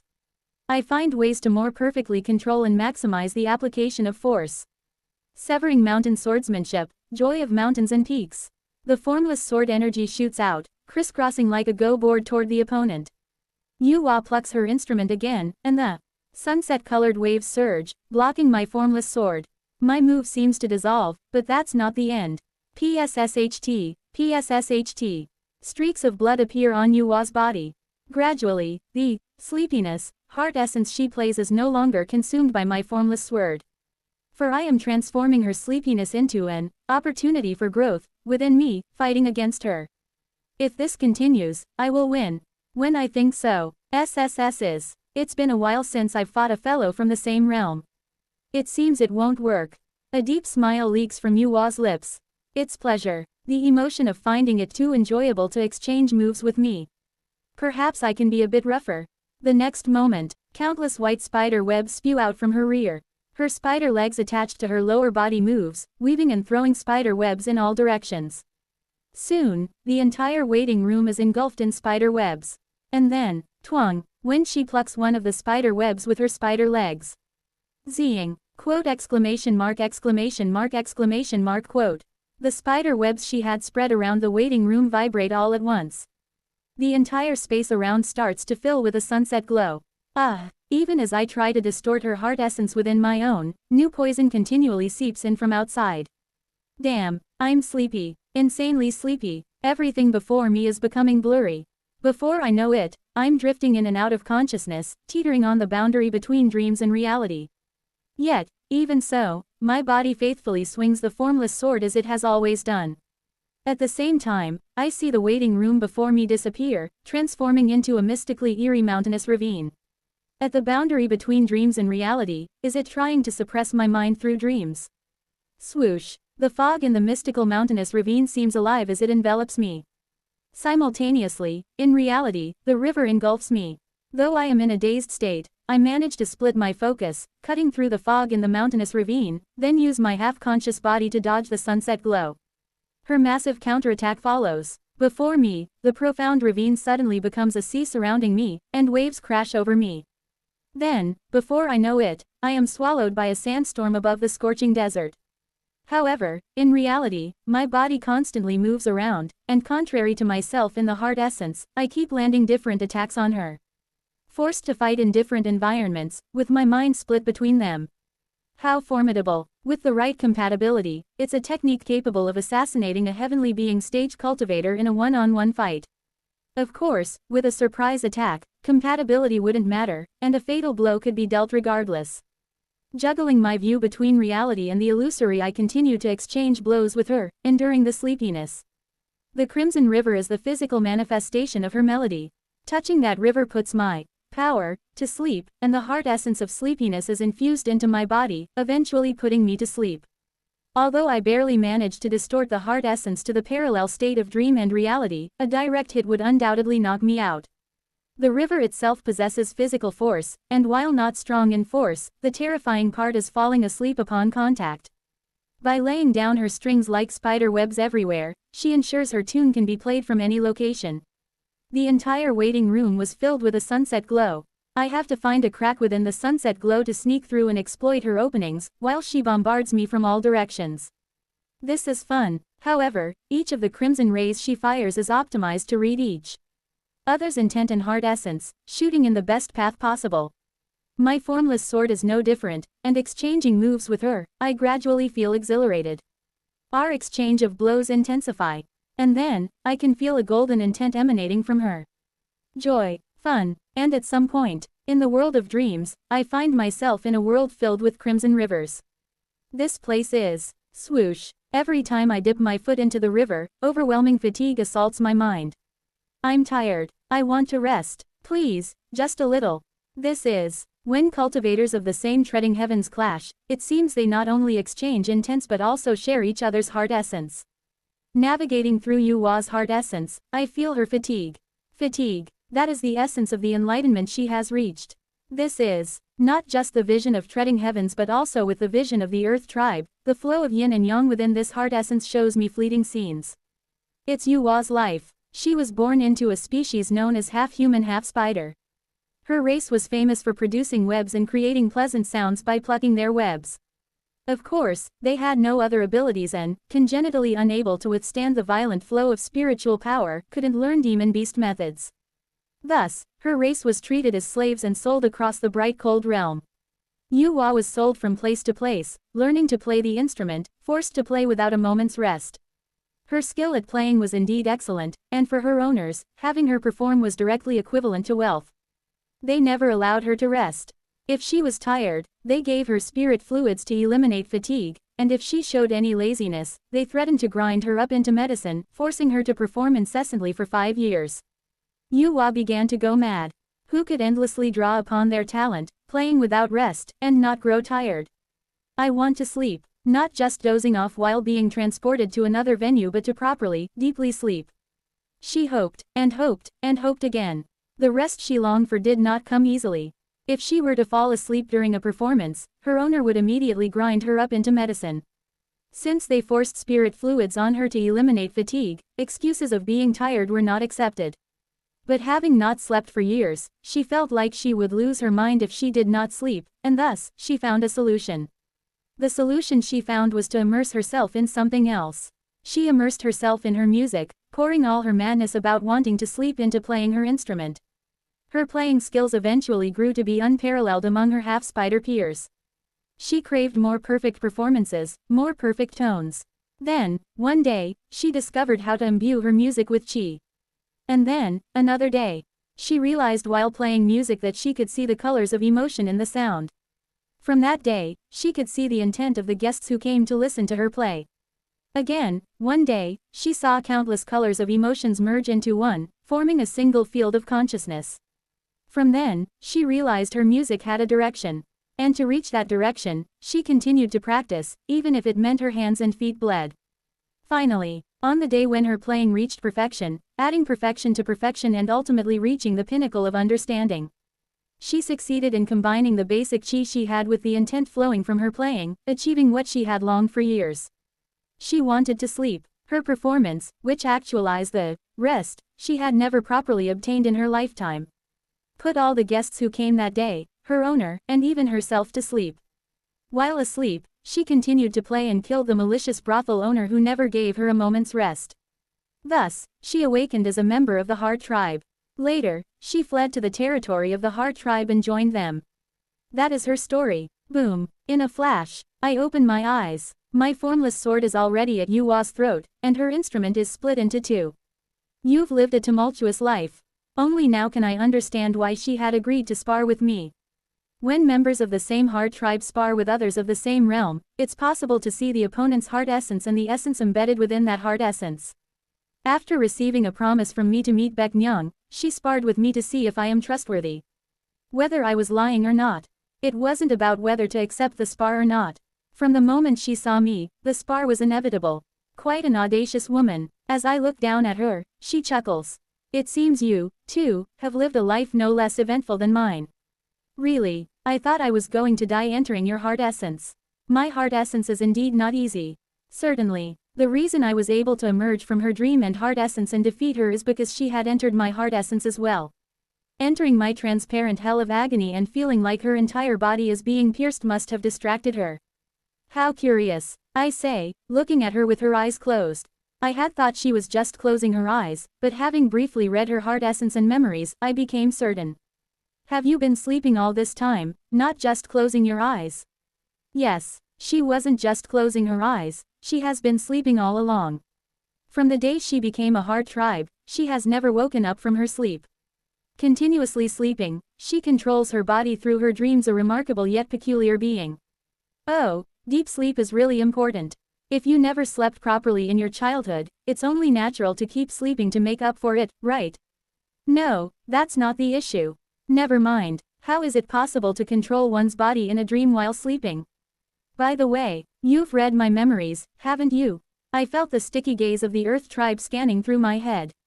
Sorry about that, the vision isn't something I can control. Well, it's okay, although your heart essence is that of a madman, I clearly felt that you are not a wicked person. Just your transparent last quarter alone. Last quarter, what's that? It means manifestation. Heart Tribe members, when meeting each other, try to maintain some uniformity by calling it manifestation 1, 2, 3 stages, etc.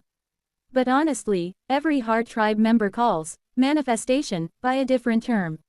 I prefer to call it last quarter. I see, it's similar to my treading heavens. Then she asks me with her eyes still closed.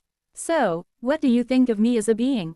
Ah, that's right, I look at her, organizing my thoughts. This time, using both the vision of the Heart Tribe and the Earth Tribe simultaneously, I discovered something new. The Treading Heavens vision that reads the opponent's heart essence, and the Earth Tribe's vision that reads the trajectory of spiritual energy. When these two visions combine, it was like seeing the flashbacks of my life through the trajectory of yin and yang when I reached the nascent soul stage. I realized that I could briefly see another's life. It was a life full of hardships. I continue, looking at Yua. After all the hardships, you obtained what you wished for, so it's also a life to be celebrated.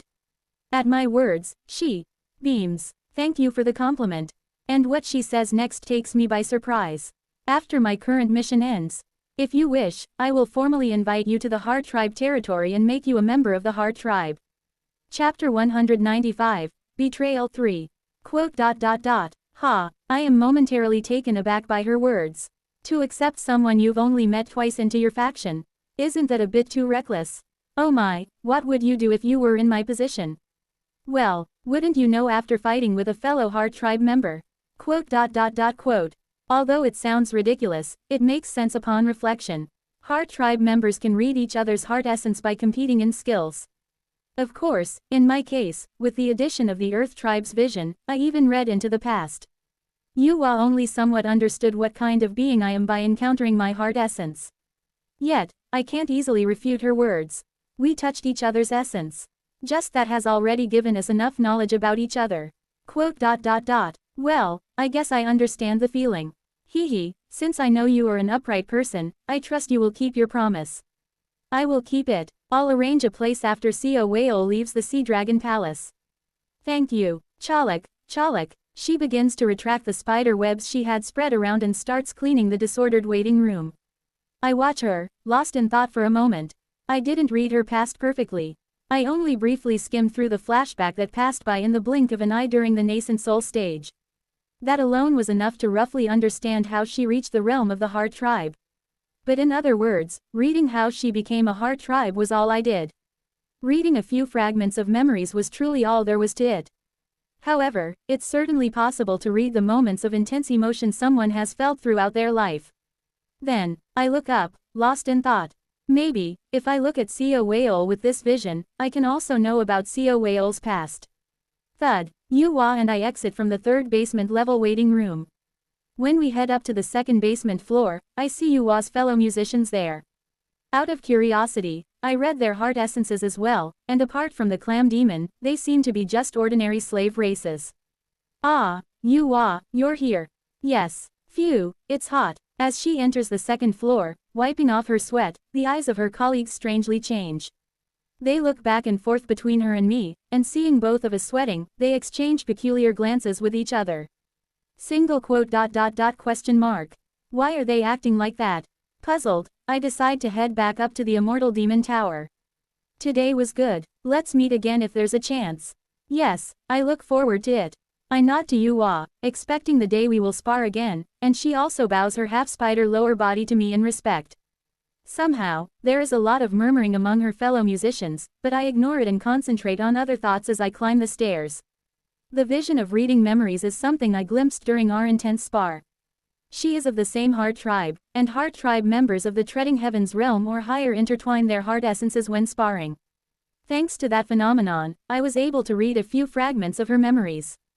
If I want to enter the heart essence of someone who is not of the Heart Tribe and see their inner thoughts and memories, what should I do? The first thing that comes to mind is the Sea of Righteousness and Mountain of Grace. If I were to thrust Seo Whale's head with the Sea of Righteousness and Mountain of Grace, my nascent soul can directly enter his consciousness and peek into his heart essence and memories. But I immediately dismiss that plan. My soul might rot away instantly. The Sea of Righteousness and Mountain of Grace can be used on someone manageable, but if I were to immerse my nascent soul into Seo Whale's heart essence, it's no joke that my nascent soul might corrode. The Sea of Righteousness and Mountain of Grace, let's not think about it. Then, what other methods could there be?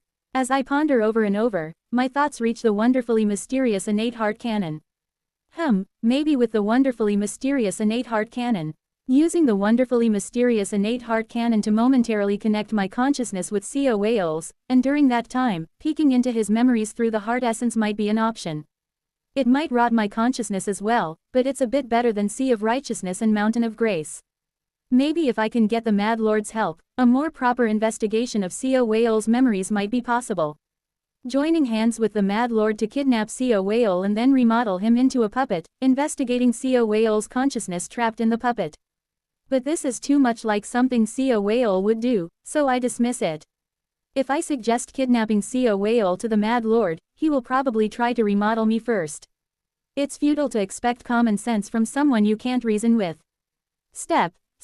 Before I know it, I have returned to the first floor of the Immortal Demon Tower, recalling Sia Whale and Yu Ryan on the fourth floor.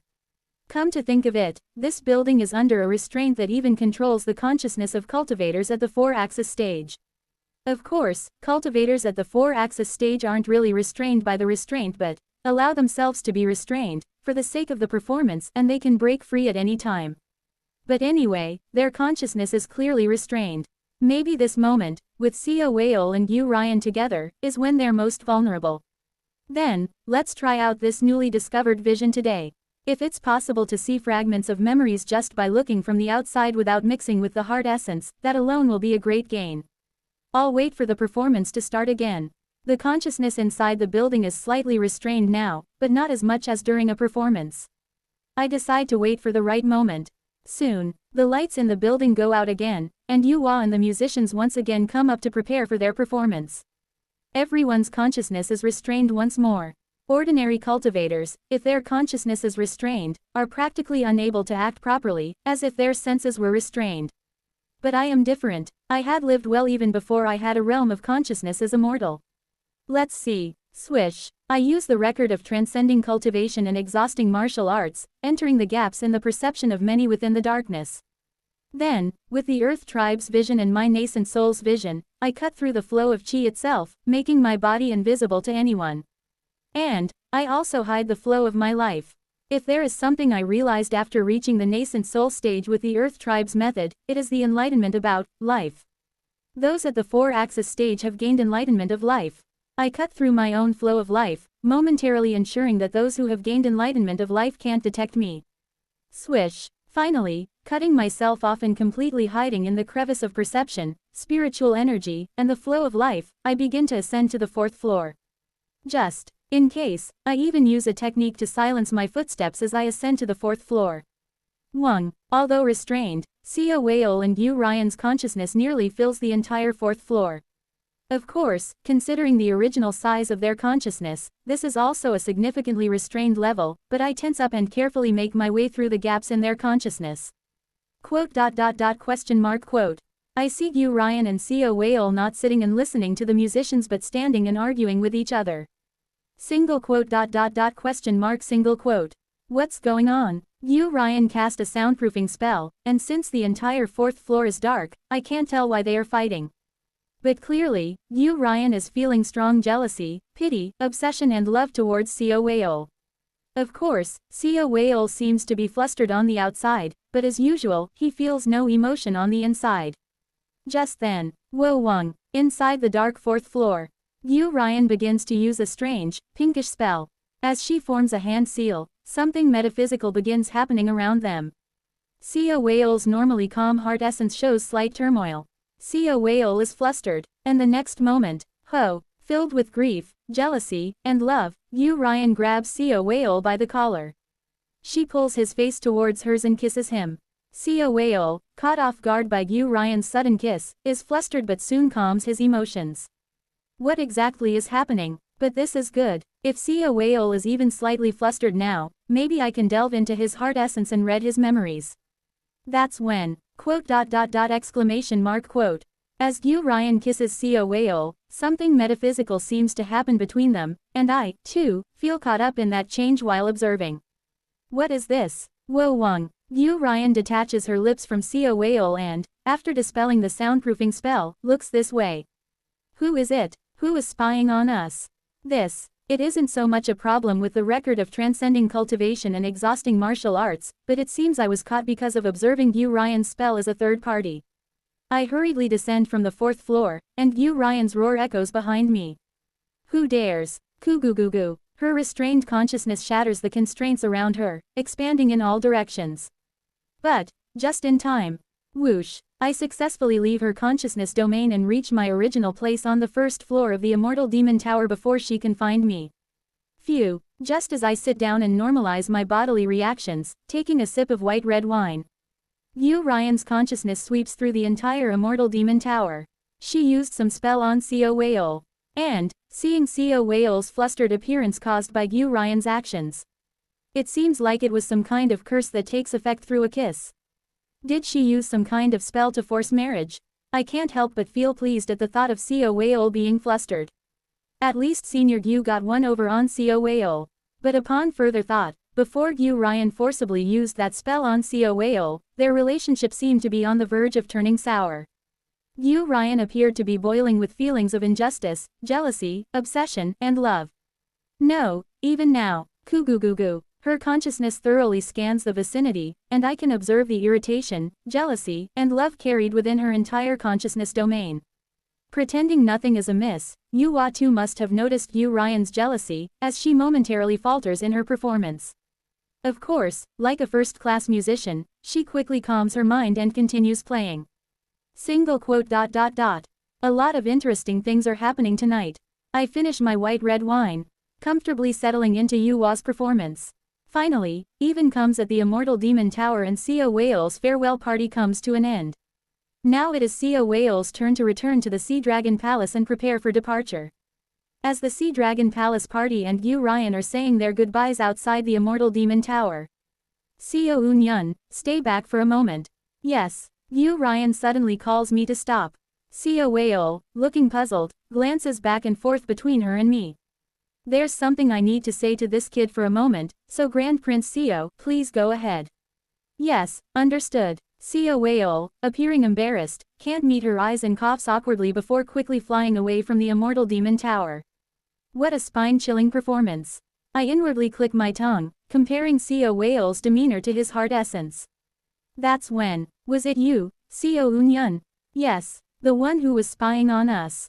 Gyu Ryan asks me with a cold expression. After a moment of silence, I slowly nod. I was drawn into the change caused by the spell Gyu Ryan used. Perhaps Gyu Ryan detected that change and is addressing it to me. Denying it seems pointless. As I nod, Gyu Ryan sighs and looks up at the sky. From where did you watch? When Senior Gyu, kissed the Grand Prince. Yes, I see. Sigh, she presses her temples. Why were you spying on us? My apologies. There was something I needed to report to the Grand Prince. Well, Grand Prince Seo has a lot on his plate, so I understand. Maybe, it's better it was you. She glances at me briefly before sighing again. I used an ancient spell known as the Vast Cold Beautiful Agreement, also called the Vast Cold Oath. Gyu Ryan's story begins. Long, long ago, in a time unimaginably distant, before the rituals involving white red wine, there was the Vast Cold Oath to prove marriage between two people. Yet, despite using the spell she so desired to bind herself to Seo Whale, she appears somewhat bitter. Congratulations. Didn't you wish to be bonded with Grand Prince Seo? Well, I did want to be bonded with him. Not forcibly like this, but naturally, with everyone's blessings. I ask her the question she seems to want to answer, reading her intent. What happened? Gyu Ryan seems to want to unburden her heart to someone. Last time, I saw Seo Whale with someone else. Who was it? It was a woman of the human race, dressed in white. I saw her walking down the streets of the Serving Command Arc, holding hands with Seo Whale. They were smiling as if they were extremely happy. Once could be overlooked, but after following Seo Whale several times, they met regularly, becoming even closer. I am startled by her story about the human woman accompanying Seo Whale. How could he do that? He said he loved me, said he wanted to be with me. Why is he with another woman, and a human at that? She vents her frustration. I took this opportunity to ask him who she was. Seo Whale said it was nothing, but I could tell. He was thinking of her more than me. I mean, I could understand if he wanted to take a human concubine. But shouldn't he have discussed it with me first? I used the Vast Cold Oath on Seo Whale by force this time. I wanted to swear to the world that he is mine. She suddenly covers her face with a hand, sighing as if feeling self-loathing. If it weren't for that woman, I wouldn't have been so desperate to do something about him. Do you think I was wrong? I know Grand Prince Seo well. I start to advise her to keep her distance from Seo Whale. Grand Prince Seo's history with women is quite severe. As you know, some of the Sea Dragon Palace's people are his descendants. From the lower realm, he has taken countless wives and concubines. Is that so? Yes. So perhaps not expecting much from Grand Prince Seo might be. Well, fine. After hearing my words, her golden eyes begin to shine brightly. Her golden pupils, along with her golden horns, split vertically as they blaze. Then, while CO Whale is away on his Axis Foundation practice, I will definitely reach the integration stage. Quote. As an integration stage Demon King, I will take CO Whale under my wing. Then, he wouldn't dare take any more concubines. Quote. I am at a loss for words for a moment, but then the thought crosses my mind that perhaps this is for the best. Yu Ryan possesses the cultivation of the grand perfection 4-axis stage. Continuously cultivating will naturally lead to her becoming an integration stage Dragon King. That is Yu Ryan of the Golden Dragon race. If Yu Ryan takes CO Whale as her husband and becomes obsessed with him, constantly doubting him, with her higher cultivation level, perhaps CO Whale's freedom of movement can be greatly reduced. I'm sorry for supporting you with ulterior motives, but I support you. In fact, I wasn't pleased with the Grand Prince's philandering ways. Thank you for your support. And about the human woman you mentioned seeing with the Grand Prince. Yes, that displeasing woman. Yes, that lady was originally meant to accompany me as per Grand Prince CO's plans. It's just that the Grand Prince has been taking her around. So, if Senior Gu achieves her realm and forms a marital bond with the Grand Prince, could you possibly leave that woman to me? Considering you might be concerned about the Grand Prince meeting other women. Yes, that sounds good. Of course, the human woman mentioned to be accompanying CO Whale is likely Ohai CO, who is supposed to accompany me, a term with a double meaning. Not implying a matrimonial bond but literally meaning that if not for being trapped in this world, she would have continued to accompany me as a colleague and comrade. Anyway, if I can, through Yu Ryan, separate Ohai CO and CO Whale. Yu Ryan said she saw them happily walking the streets together, but honestly, I am anxious just by not knowing what CO Whale might be doing to her. Suddenly, she shakes her head vigorously and exhales a faint energy. Ah, it's drunkenness. It seems she was a bit intoxicated from drinking the spirit wine. Quote. Sorry for showing you such an unsightly state. Not at all. I sincerely support the relationship between Senior Gu and Grand Prince CO. Thank you. I might have babbled some strange things in my drunken state, but I actually have something else to say. Please, go ahead. The vast cold oath I bound with CO Whale should originally be formed in front of many witnesses, or in complete privacy. Quote. Did my presence cause a significant issue? No, there's no major issue. The reason people must witness the vast cold oath is to serve as witnesses, to prove our marital bond. Ah, in other words, you are the sole witness to the marital bond between me and CO Whale. However, the vast cold oath formed today wasn't proper, as it was forced upon CO Whale in my moment of drunkenness and jealousy. She asks me, fiddling with her hair somewhat embarrassedly, when I become an integration stage Demon King and have a proper wedding with CO Whale, as the sole witness of the vast cold oath, would you be able to witness our marital progression? So that's why she recognized me right away. I inwardly sigh softly. Nevertheless, Yu Ryan's proposal holds no downsides for me. Yes, on the day when your vast cold oath with the Grand Prince is properly formed, I will definitely oversee the progression of your bond. Thank you. Yu Ryan beams, expressing her gratitude. It seems I'm starting to see a way to deal with CO Whale. I had been frustrated, not knowing how to escape or follow CO Whale, who schemes all sorts of wicked plans. But today, after hearing Yu Ryan's inner thoughts, I found an answer. Marry CO Whale off. After Yu Ryan becomes an integration stage Demon King and marries CO Whale, he will be caught by her strong obsession for hundreds of years, limiting his freedom of action. This will greatly increase the chances of achieving the goals of set in this life. Of course, this means the heavenly lightning banner should not be placed in the mouth of the newlywed CO Whale, but rather in the mouth of the Black Dragon King Hyeon Eum. While CO Whale is away, I'll meticulously prepare everything necessary for CO Whale to marry Yu Ryan upon his return. I revise the goals of this life with determination. Author's note. Teaming up to forcefully marry the villainous Lady Yu Ryan to the romantic fantasies male lead and taking the heroine for himself as the wicked mastermind, CO Eun. Chapter 196, Betrayal 4.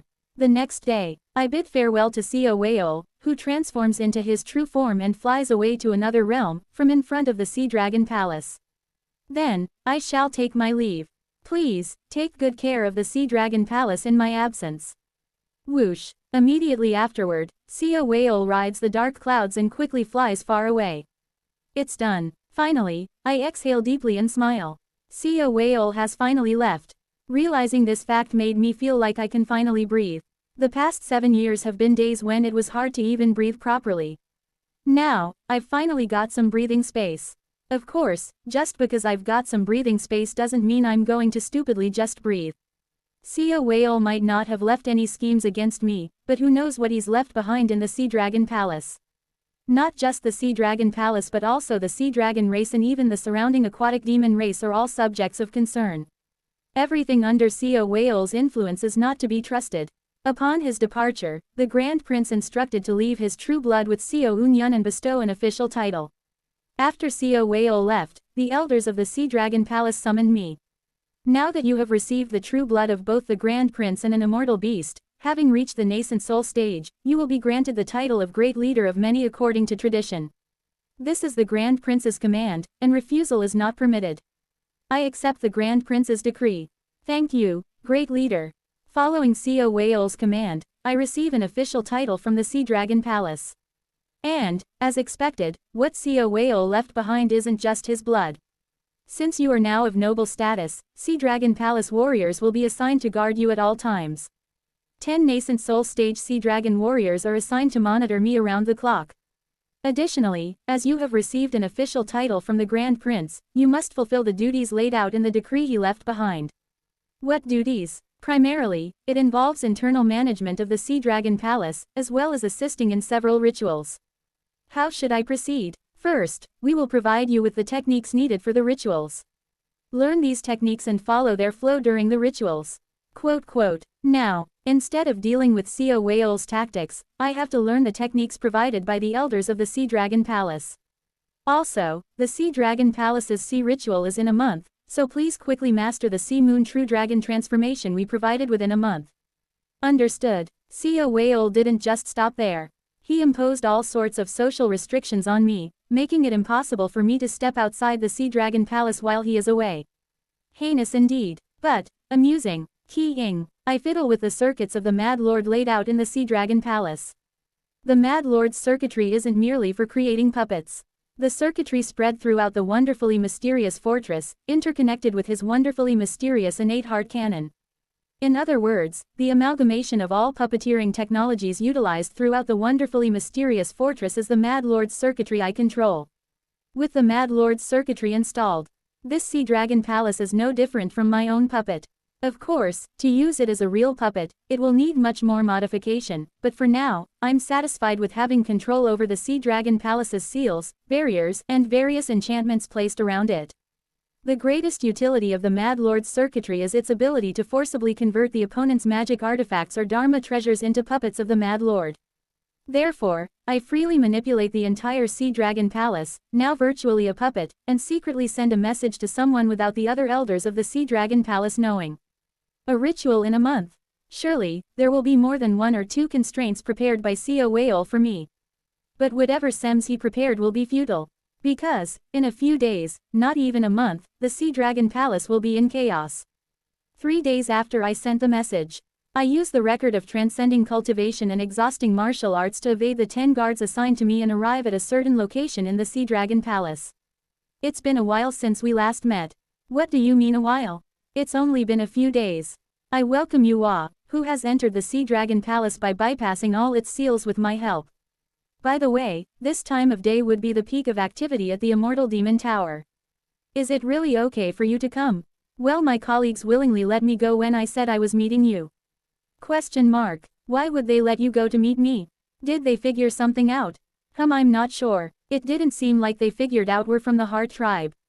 Rather, they even encouraged me, saying to do my best. Perhaps it's because you generously donated spirit stones last time. Maybe they think you might donate more. It must have been that.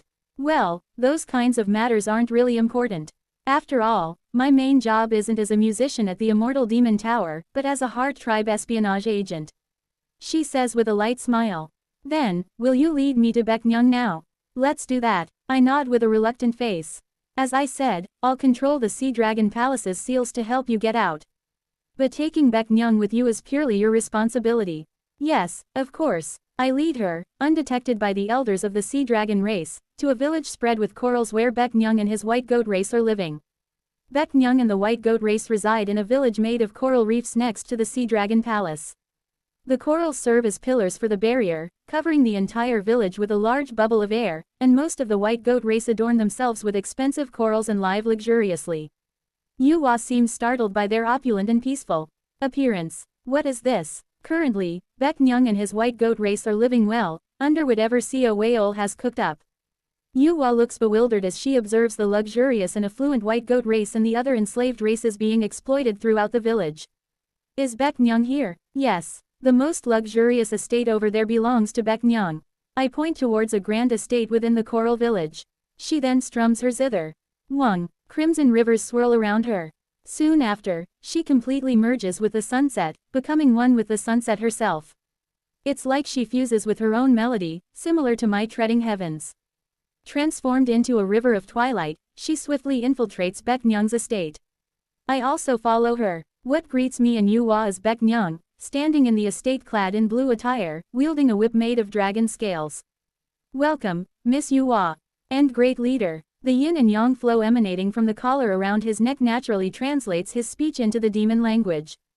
Yuhua, appearing bewildered and in the form of a crimson river, swirls around him and initiates a conversation. What on earth has happened? I came here to rescue you. Ah, Miss Yuhua. There's no need for that. I am very content serving under the Grand Prince right now. You're content serving under the Earth Tribe. I saw your kin outside abusing other enslaved races. What's going on? What do you mean what's going on? According to the law of the survival of the fittest, we, now being the superior race, are merely enjoying our rightful privileges. What sort of nonsense is that? Have you forgotten the memories of being whipped at the cotton plantations?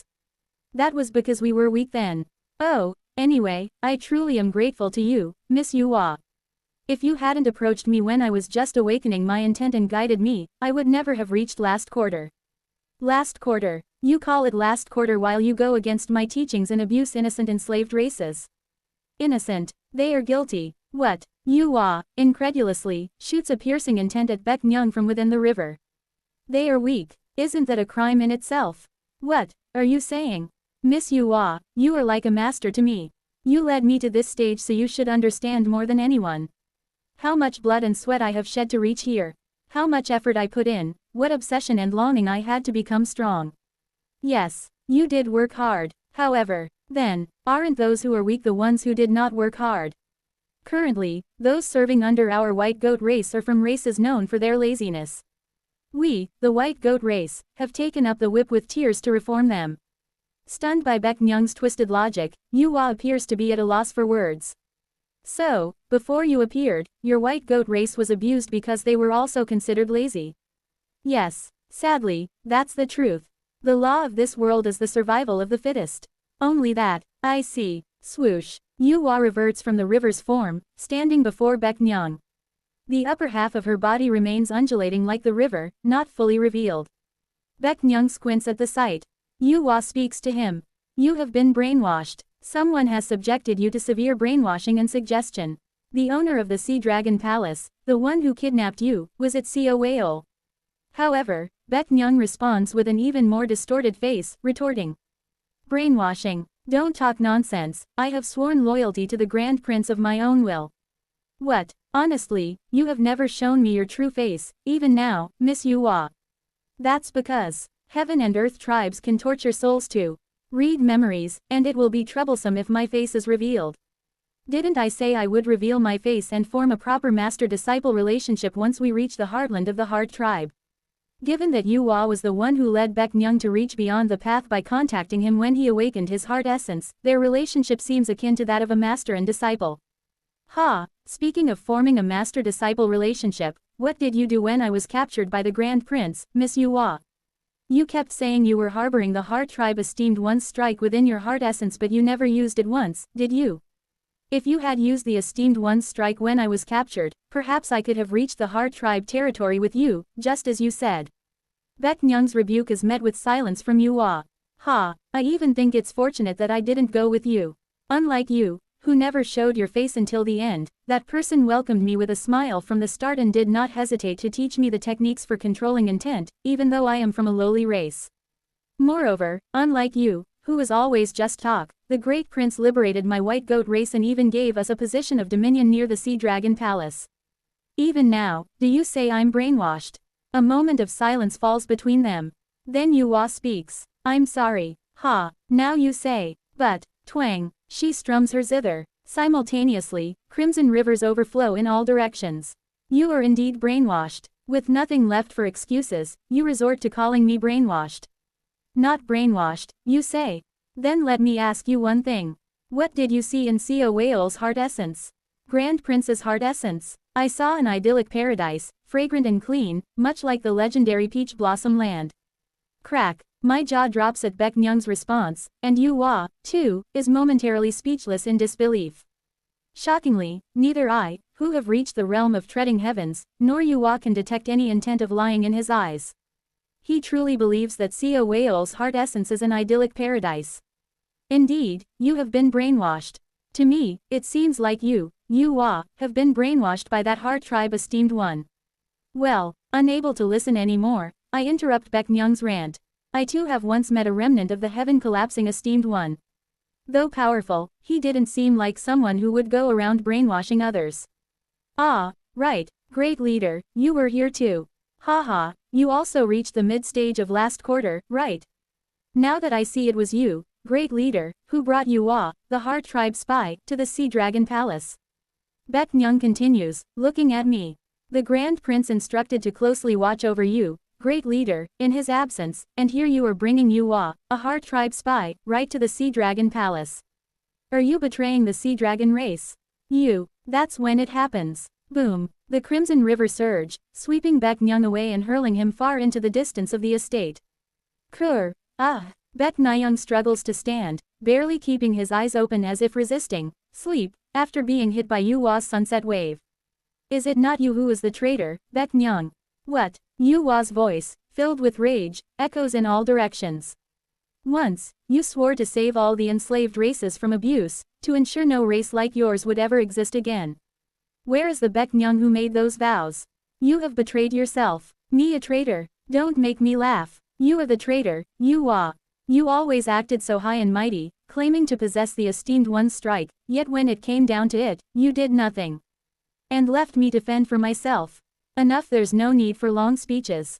If that's how you see it, as the one who led you to last quarter, it's my responsibility to deal with this. Now you want to act as the master. As an unworthy master, I'll beat the brainwashing out of you if I must. Twang, thump, she strums her zither, and Yuhua's performance begins. Her music is directed solely at Baek Myung. Thus, it has no effect on me, with all its power focused on Baek Myung alone.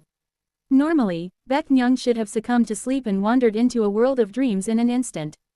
However, one of the ornaments Baek Myung wears emits light. Flash, a faint spiritual energy flows into Baek Myung's baihui, swirling around his upper dantian before bursting out from his forehead. Mental awakening. Baek Myung, who was about to fall asleep, uses a magic artifact to regain his composure. Yet, seeing that technique, I shout. That's a dangerous technique. It isn't a simple mental awakening technique. It resembles the technique I used to burn my upper dantian or the one used by the Jin clan to infuse resentful souls into the upper dantian. A technique that, by igniting one's own mind, grants an immense consciousness in an instant. The size of the consciousness domain surrounding Baek Myung instantly expands, merging with his energy and infusing into his whip. Chalak, last quarter, mountain repelling whip. Kuguguging, the name he coins resonates through consciousness, swirling around in all directions. Yuhua continues her performance with the zither, but Baek Myung, in the midst of mental awakening, resists her music and lashes out wildly with his whip. I too want to join their fight, but Yuhua stops me. Do not interfere, this is our matter. Her will is so firm that I merely control the aftermath of their battle and stay put. Kuguging, Baek Myung is sacrificing his own lifespan to resist Yuhua. Did he receive a longevity pill from Sia Whale? It seems he is burning through his life, thinking a little reduction in lifespan is fine as long as it can be extended again. Whether it's because she is facing her own disciple, or because Yuhua's technique isn't effective against someone who has overcome the sleep demon, Yuhua fails to exert much force against Baek Myung, who is burning his life. In a prolonged battle, Yuhua will naturally have the advantage. The problem is, this place is the village right next to the Sea Dragon Palace, the territory of the Sea Dragon race, and the commotion here will soon attract the elders of the Sea Dragon race. No matter how much I try to control the aftermath, it's impossible to completely evade the eyes of the Sea Dragon race's heavenly being warriors within their territory.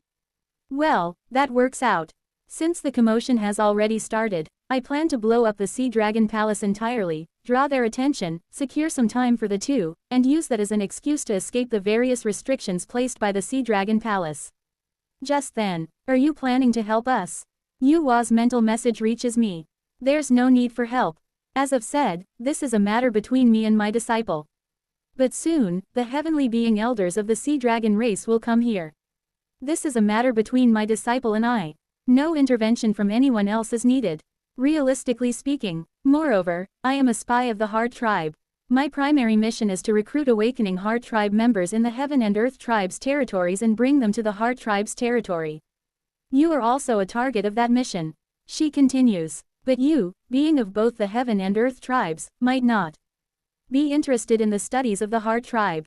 So, if I can burn down this filthy territory of the Earth Tribe while dealing with my disciple, and at the same time show you the possibilities that the Heart Tribe can achieve, maybe you will become interested in the Heart Tribe. Twang, thump, she grimly reveals her true self completely. Her face, which she has never shown to Baek Myung, is fully exposed.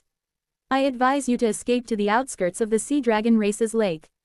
I will now show you last quarter, the final moon. The realm called the third stage of manifestation. It's a declaration to show the next realm above treading heavens, and under normal circumstances, I would have done anything to witness that spectacle. But why is it that the moment I hear her words, I feel chills all over my body and see the celestial energy suddenly shift? The heavens. They are revealing the fate of calamity. I must flee immediately. Otherwise, I will face a great disaster. My instincts are telling me so. The spiritual energy of heaven and earth begins to vibrate ominously, warning me. Escape from the range she mentioned immediately. At the same time, the heavenly being sea dragons of the Sea Dragon race begin to appear outside the coral village's bubble. What is happening here? Who are you to cause such a disturbance in the territory of the Sea Dragon race? They growl at Yu Hua, baring their teeth and gathering spiritual energy, preparing their spells. However, she calmly strums her zither once more and advises me again. I'll say it again, I'm about to perform the third stage of manifestation, so please leave the domain of the Sea Dragon race's Cloud Heart Lake. I look up at the sky for a moment, considering escape. It's the right choice. However, no, I'll watch from the side. You are reckless. I'm telling you, you who are both a Heart Tribe and a member of the Heaven and Earth Tribes, will suffer significant loss. I want to see the next realm with my own eyes, no matter what the cost. I'm curious, though, were you always someone of the third stage of manifestation? I was at the extreme of the middle phase of last quarter, and indeed, I was on the verge of entering the final moon of last quarter. She opens her eyes, which she had been keeping closed. Her eyes are tinged with the color of sunset, much like the crimson rivers she controls. With this state, using the strike implanted by the esteemed one as a beacon, I will burn my life and unfold the third stage of manifestation with my own hands for a brief moment. She looks at Baek Myung with her eyes tinged with sunset. It's enough to show this power to only my disciple and the filthy dragons of the Earth Tribe. I advise you again, stay far away. Since it's not performed with my own power, I cannot control it even if you are near. It does not matter. My eyes shine as I speak. If I can see the next realm, I don't particularly cherish my life. Well, if that's what you wish. Kugugugu. Beyond the bubble barrier, the heavenly being sea dragons try to restrain her with their spells. In an instant, the surroundings are filled with water. And she, with her eyes wide open, begins to strum her zither. Last quarter, the final moon. The realm beyond treading heavens. The power of the Heart Tribe known as the third stage of manifestation unfolds. That day, I understood why the Heaven and Earth Tribes sought so desperately to exterminate the Heart Tribe and feared them. And why a minor tribe with fewer than 10,000 experts could compete for dominance in the bright cold realm against the Heaven and Earth Tribes and earn an independent title. The entire world began to fill with the glow of sunset. Chapter 197, Betrayal 5. Am I being impulsive? Waking up from a state of wandering in her dreams for the first time in decades, Yu Hua ponders if her decision is the right one. Even if it is the opportunity to sway more than 2 members of the Heart Tribe. Even if she can strike a blow to the filthy territory of the Earth Tribe. Even if the attack she is unleashing now will aid her when she properly reaches the third stage of manifestation later on. Is it really right to consume more than a decade's worth of her already short lifespan as a member of the Heart Tribe for that purpose? However, the moment her hand touches the zither she had played for years, her worries melt away like snow. It's the zither she has plucked for decades. And the figure before her, Baek Myung, is her disciple whom she had guided over the years. It is not pointless, nor is it impulsive, because, as the one who provided guidance, it is only right to take responsibility if one's disciple ends up in this state. She realizes the nature of the brainwashing that Baek Myung is under. A powerful self-brainwashing. She doesn't know how that sinister dragon had boiled her disciple alive. But Baek Myung strongly believes in his own brainwashing. Even if it's false, he wants to believe it is true. To break such a powerful brainwashing, an even more powerful shock is needed. My power alone is insufficient. To shock the heart essence of the Heart Tribe, an even more powerful force is necessary. What is needed now is the third stage of manifestation. The Heart Tribe members who have reached the third stage of manifestation are at best around 10,000. But in other words, those who have achieved the third stage of manifestation are indeed entities that the Heaven and Earth tribes fear and feel threatened by. Here I go. And then, she begins to play. Everything under the heavens turns a crimson red. Kuring, Kururung, at Cloud Heart Lake, where the sea dragon race resides. There, a strange thunderous roar rumbles. No, it's not the sound of thunder but something else. Yet, despite not being the sound of thunder, the numerous nascent soul stage demon races living near Cloud Heart Lake perceive it as thunder. Because the force emanating from Cloud Heart Lake is astonishingly similar in nature to the heavenly punishments force that the demon races face numerous times during their cultivation upon reaching the nascent soul stage. In Cloud Heart Lake, a crimson heavenly tribulation is raging. Strangely enough, this heavenly tribulation is not coming from the sky but from the bottom of Cloud Heart Lake. Originating from the performance of an enslaved race. Exclamation mark. I circulate my spiritual energy, revealing the realm of treading heavens and resisting the crimson force striking down at me. Such a familiar force. Heavenly tribulation. This is a heavenly tribulation. The heavenly wrath I have faced numerous times over several lifetimes. It's then I realize why. Why, after seeing Jaeon Myung-hoon's attacks last time, I recall the strike of the heaven collapsing esteemed one. Jaeon Myung-hoon's lightning reminded me of heavenly lightning. And the third stage of manifestation of the Heart Tribe. This power, presumed to be beyond the realm of treading heavens, astonishingly resembles heavenly tribulation. Exclamation mark, exclamation mark, exclamation mark. With all my might, I stand against Yuwa's heavenly tribulation, trying to capture, how, she unfolded the third manifestation. Of course, even merely capturing it with my eyes is overwhelming. But, reading spiritual energy, reading intent, using the lightning predicting eye, I capture the power of the third stage of manifestation that Yuwa uses. That is that so? The method to step beyond treading heavens is Kurururung. Her zither melody is undoubtedly beautiful, but to me, it sounds like thunder. No, from the perspective of the Earth Tribe, it is clearly the sound of thunder.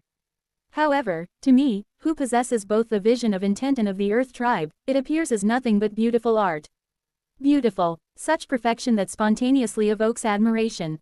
A skill that inspires inspiration just by watching. And the will of Yuwa. I feel enveloped in a strange ecstasy as I admire the beauty she manifests. Though it feels like my whole body is burning, I disregard it and endlessly watch her art. TSSSSSs. I suddenly came back to my senses. Wow, what? It's hard to regain consciousness. It feels like suddenly my sense of reality has become strange. It seems like something from my memory was cut off while facing the heavenly tribulation. I am in a daze. It's hard to regain my senses, as if I had dozed off momentarily. Have you come to your sense? Exclamation mark. The next moment, thanks to Yuwa speaking next to me, I shake my head and stand up. Where is this? I look around. I can't help but let out a bitter laugh.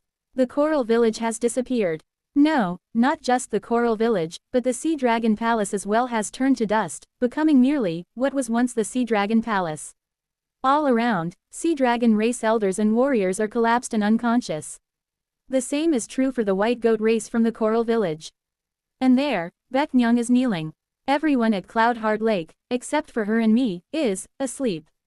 Yuwa has a more haggard face than before with her eyes closed. I put everyone to sleep as part of my musical performance. For the heavenly being stage cultivators, it will take a day to wake up on their own, for the nascent soul stage, 10 days. For those below that, needless to say, terrifying. I must have fallen asleep without a chance to resist, my memory cutting off at some point. Such a terrifying Heart Tribe member, if she travels with other powerful members of the Heart Tribe, no one will survive in their presence. Even more terrifying is that she had single-handedly put to sleep over 20 Sea Dragon race elders at the Heavenly Being stage residing in Cloud Heart Lake. There are 62 Heavenly Being stage cultivators among the Sea Dragon race, but the rest are following Seowaol's orders, active in various parts of the Earth Tribe. The number remaining in the Sea Dragon Palace is only a third, yet she has managed an absurd feat of exchanging 1 for 20. Reaching the third stage of manifestation of the Heart Tribe, can you really suppress even Heavenly Being stage practitioners in such an unbelievable manner? How can that be possible? The Heavenly Being and nascent soul stage members of the Earth Tribe here have all come to the Immortal Demon Tower a few days ago and listened to my music in advance, so it was overwhelmingly easy to infiltrate the heart essence of those who remembered the melody. Indeed, sound techniques are like a poison that's hard to escape once their melody has been heard. The difference between Yuwa's performance and general sound arts is that, typically, the influence of sound techniques ceases once the vibration of the music ends. However, her musical performance can amplify and put opponents to sleep at any time as long as the influence of the melody remains within their heart essence, not relying on the music's vibration. And true to her words, some nascent soul stage demon races nearby, who had never heard Yuwa's performance before, are twitching, trying to get up. Of course, they pass out again as soon as she plucks the strings a few more times. So, what are you going to do? We need to escape. The Sea Dragon race was caught off guard because they are not familiar with the Heart Tribe, but those of the Earth Tribe nearby who know about the Heart Tribe would have realized that there is a Heart Tribe member here after witnessing that strike. Right, I smirk bitterly, looking at the unbelievable strike that mingled with my fate. Looking up at the sky, my fate has changed due to her strike. And not for the better. Now I understand why the Heaven and Earth Tribes despise and fear the Heart Tribe. The third stage of manifestation of the Heart Tribe is almost identical to Heavenly Tribulation. And, I look at Yuwa incredulously. I'm not sure if what I confirmed while looking at the celestial energy is correct, but facing the Heart Tribe's Heavenly Tribulation adds an additional type of tribulation for the Heaven and Earth Tribes in the future, doesn't it? That's correct. That's why the two major tribes make such efforts to eradicate us. Indeed, an additional type of Heavenly Tribulation has suddenly been added to my fate. Previously facing only blue and golden Heavenly Tribulations, I now also have to face a crimson Heavenly Tribulation.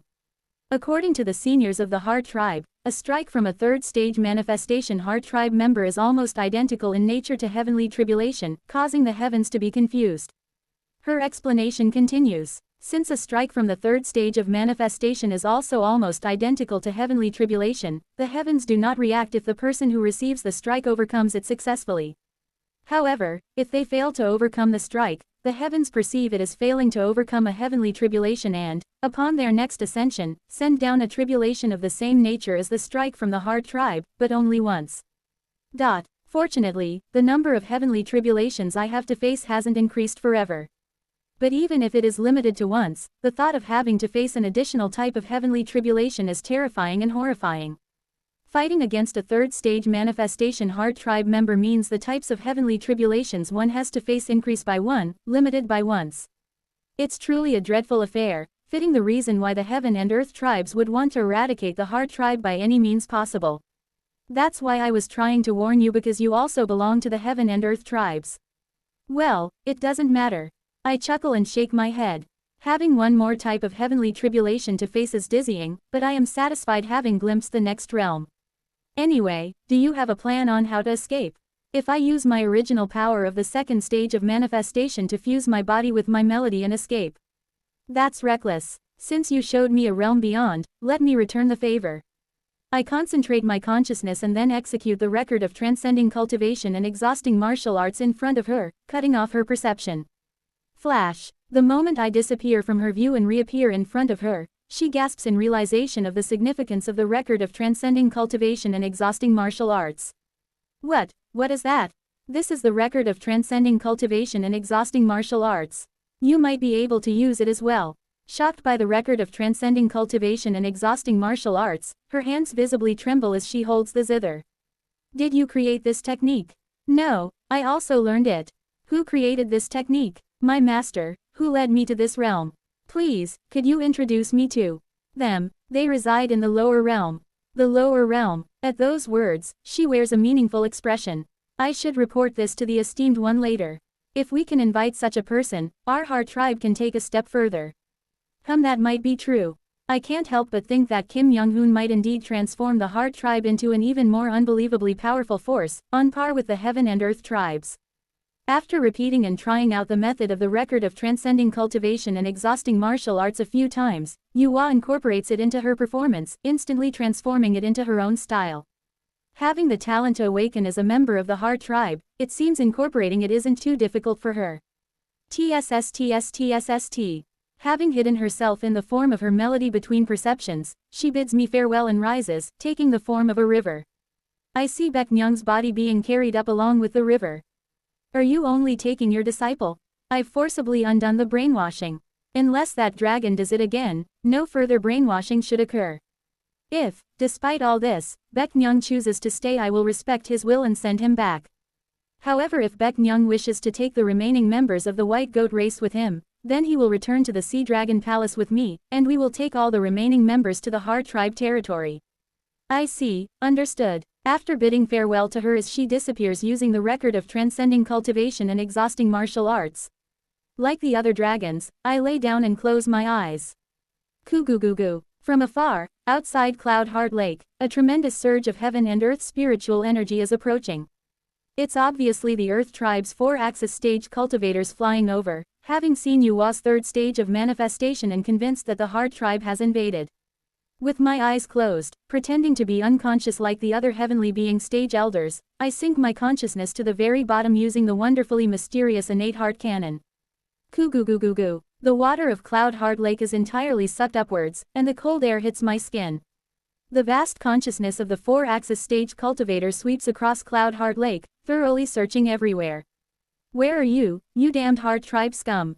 Come out this instant. With this, I smile inwardly. My objective is achieved. From the moment Yuhua appeared, I intended to cause a disturbance. However, thanks to her causing an even bigger commotion than I expected. The Sea Dragon Palace is now reduced to dust, and the entire Sea Dragon race territory is thrown into chaos, ensuring the Sea Dragon race elders will no longer have the leisure to assign me tasks. I have escaped the social constraints left by Coal. Now, what's left is to freely contact some representatives of the demon races who had grievances against Coal. This is the real beginning of the betrayal aimed at the back of Coal. Chapter 198, Betrayal 6. Was there no one suspected to be from the Heart Tribe? It all happened so quickly, I'm not sure. I respond to his question while helping rectify the devastated Sea Dragon race territory. Inquiries about the Heart Tribe are happening everywhere. A tremendously large member of the Heart Tribe appeared. They resembled a lion, with 3 large horns, and when the Heart Tribe roared, it seemed like dark fog spewed out. Something crimson burst out from within that fog, and then I lost consciousness. Quote. Listening to the nascent soul sea dragon being interrogated by another 4-axis cultivator, I'm not sure what expression to wear. What did they see? 3 horns, resembling a lion. It seems Yuhua had put them to sleep, inducing them to see strange things at the boundary between dream and reality. Did the Heart Tribe member you saw look like that too? Yes, that's right. I also go along with the sea dragon's narrative, wildly distorting Yuhua's appearance in my answer. The horns were large and fierce, and the face was purple. The eyes were terrifying as if lightning could strike from them. What kind of race is that? Well, it's not a characteristic of a race but a feature of the Heart Path method, isn't it? It's said the Heart Tribe's Heart Path method is profoundly mysterious. That's true. The 4-axis cultivator receives various distorted pieces of information about Yuhua from me and several sea dragons, and helps heal the injured sea dragon race. Kururung. Meanwhile, a dark cloud carrying golden lightning flies towards us. Kugugugu. From within the dark cloud, a dragon with golden scales leaps down and transforms into a woman in a brown robe with golden horns. It's Yu Ryan. I heard there was a vicious attack by the Heart Tribe. Are you alright? Moved by her concern, the Sea Dragon race elders respond gratefully. Yes, fortunately, thanks to the seniors from other races who came to help, it seems there was no major damage. Be careful, all members of the Heart tribe are vicious. By the way, Seo Eun-yun, come here for a moment. Yu Ryan, who was talking to a heavenly being stage elder, calls me over. As far as I know, you've also trained in the Heaven tribe's methods. Can you read your celestial energy? Yes, I can. Is there any change in your celestial energy? There is. I wear a somber expression. Everyone has only heard rumors about the Heart tribe but has never properly faced them. Moreover, since this place is close to serving Command Arc, the heart of the Earth tribe, everyone has been complacent and never properly explained about the Heart tribe. She begins to explain to us. Listen well, from now on, you must know about the Heart tribe. For the monsters that have reached a realm corresponding to the heavenly being stage in the Heart tribe, their abilities have the same effect as facing heavenly tribulation the moment it hits.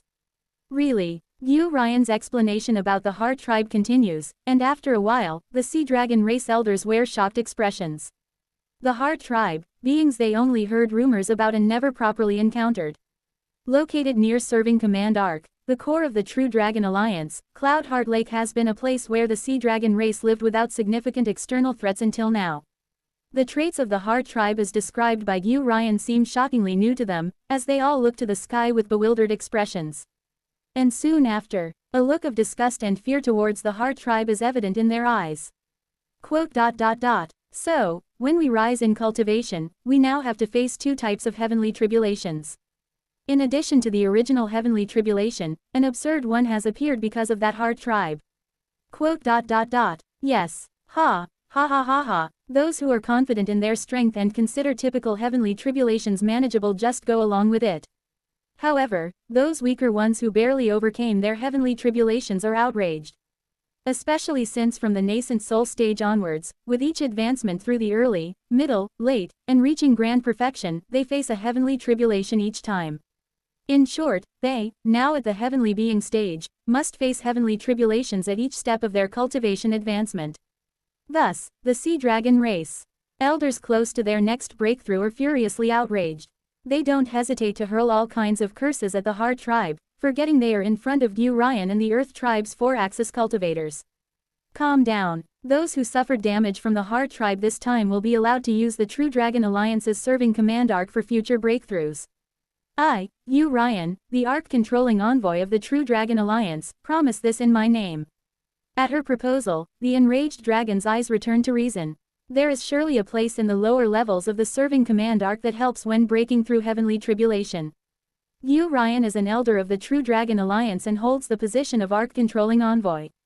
The title of Arc-controlling envoy involves managing various areas of the serving Command Arc as needed and allows the use of the facilities within the serving Command Arc as necessary. The Sea Dragon race elders express their gratitude to Yu Ryan, and I say to them with a smile. Now that the Arc-controlling envoy has given us the opportunity to use the facilities of the serving Command Arc, I would like to repay this kindness by applying to assist the Arc-controlling envoy's work as an attendant. The Grand Leader is. My title is essentially nominal anyway, but isn't it better to be able to work for the Sea Dragon race through this opportunity?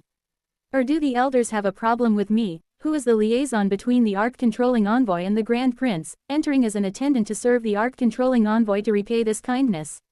No, not at all. That wouldn't be the case. Faced with my question, the elders reluctantly accept the proposal, despite their grim expressions. Yu Ryan also easily accepts my offer, thinking it isn't a bad idea since I can communicate with Seo Whale through the blood I received from him last time. Thus, I successfully freed myself from the social constraints that tied me to the Sea Dragon race elders and managed to leave the Sea Dragon race territory. I look forward to your communication with Seo Whale, Seo Eun-yun. Yu Ryan cheerfully smiles as she takes me to the serving Command Arc. As a liaison for the Grand Prince, is there anything else I can help with your work? It seems a bit pointless to have followed the Arc-controlling envoy here as an attendant and do nothing. Then just take care of a few paperwork tasks for now.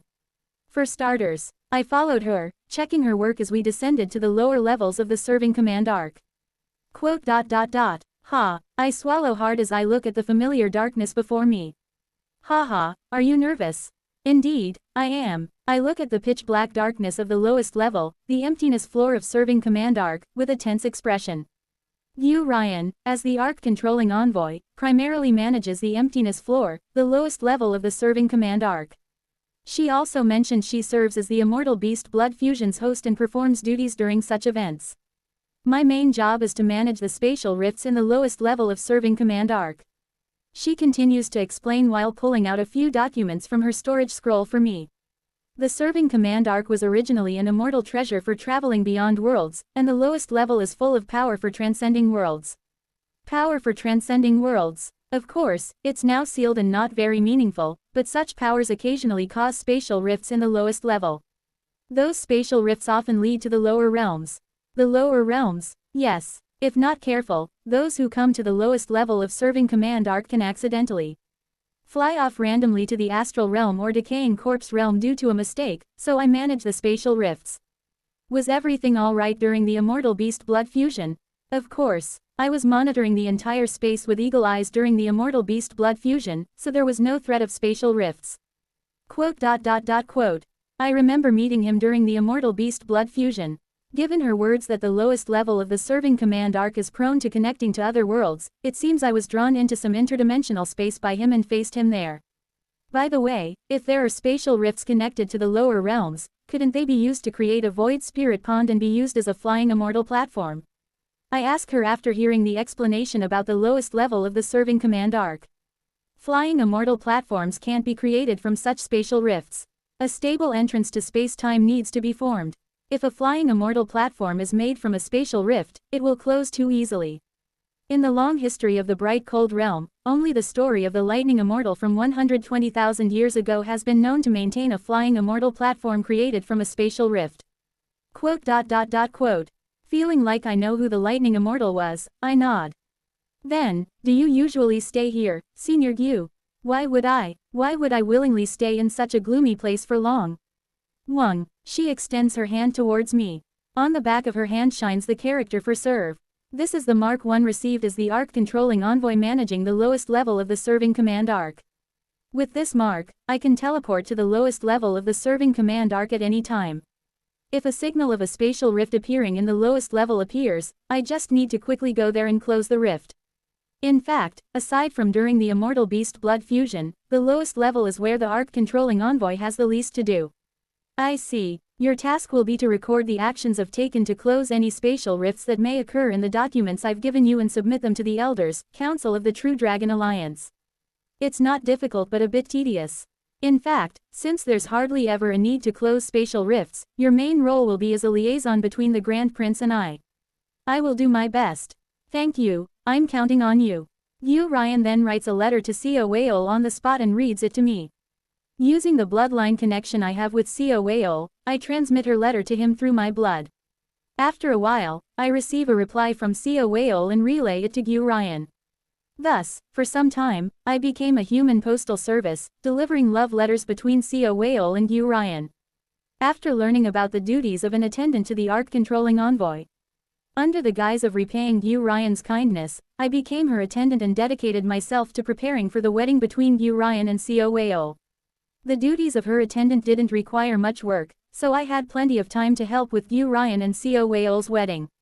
Seo Weol must be married to Yu Ryan without a chance to react when he returns. My goal is to have Seo Weol at the wedding venue without any opportunity to exert political influence the moment he returns. Then, first, I need to create a situation where Seo Weol must marry Yu Ryan. Of course, from the moment Yu Ryan reaches the integration stage, there will effectively be no choice for Seo Weol, but I started working more firmly to ensure she can have him. First, I'll gather Seo Weol's opposition. Though Seo Weol's actions always seem perfect, like any faction, there are significant numbers of opposing factions. Mainly, those of the Earth tribe who suffered losses due to Seo Weol's proposals, or minor races forced to have their names managed by the True Dragon Alliance, are among them.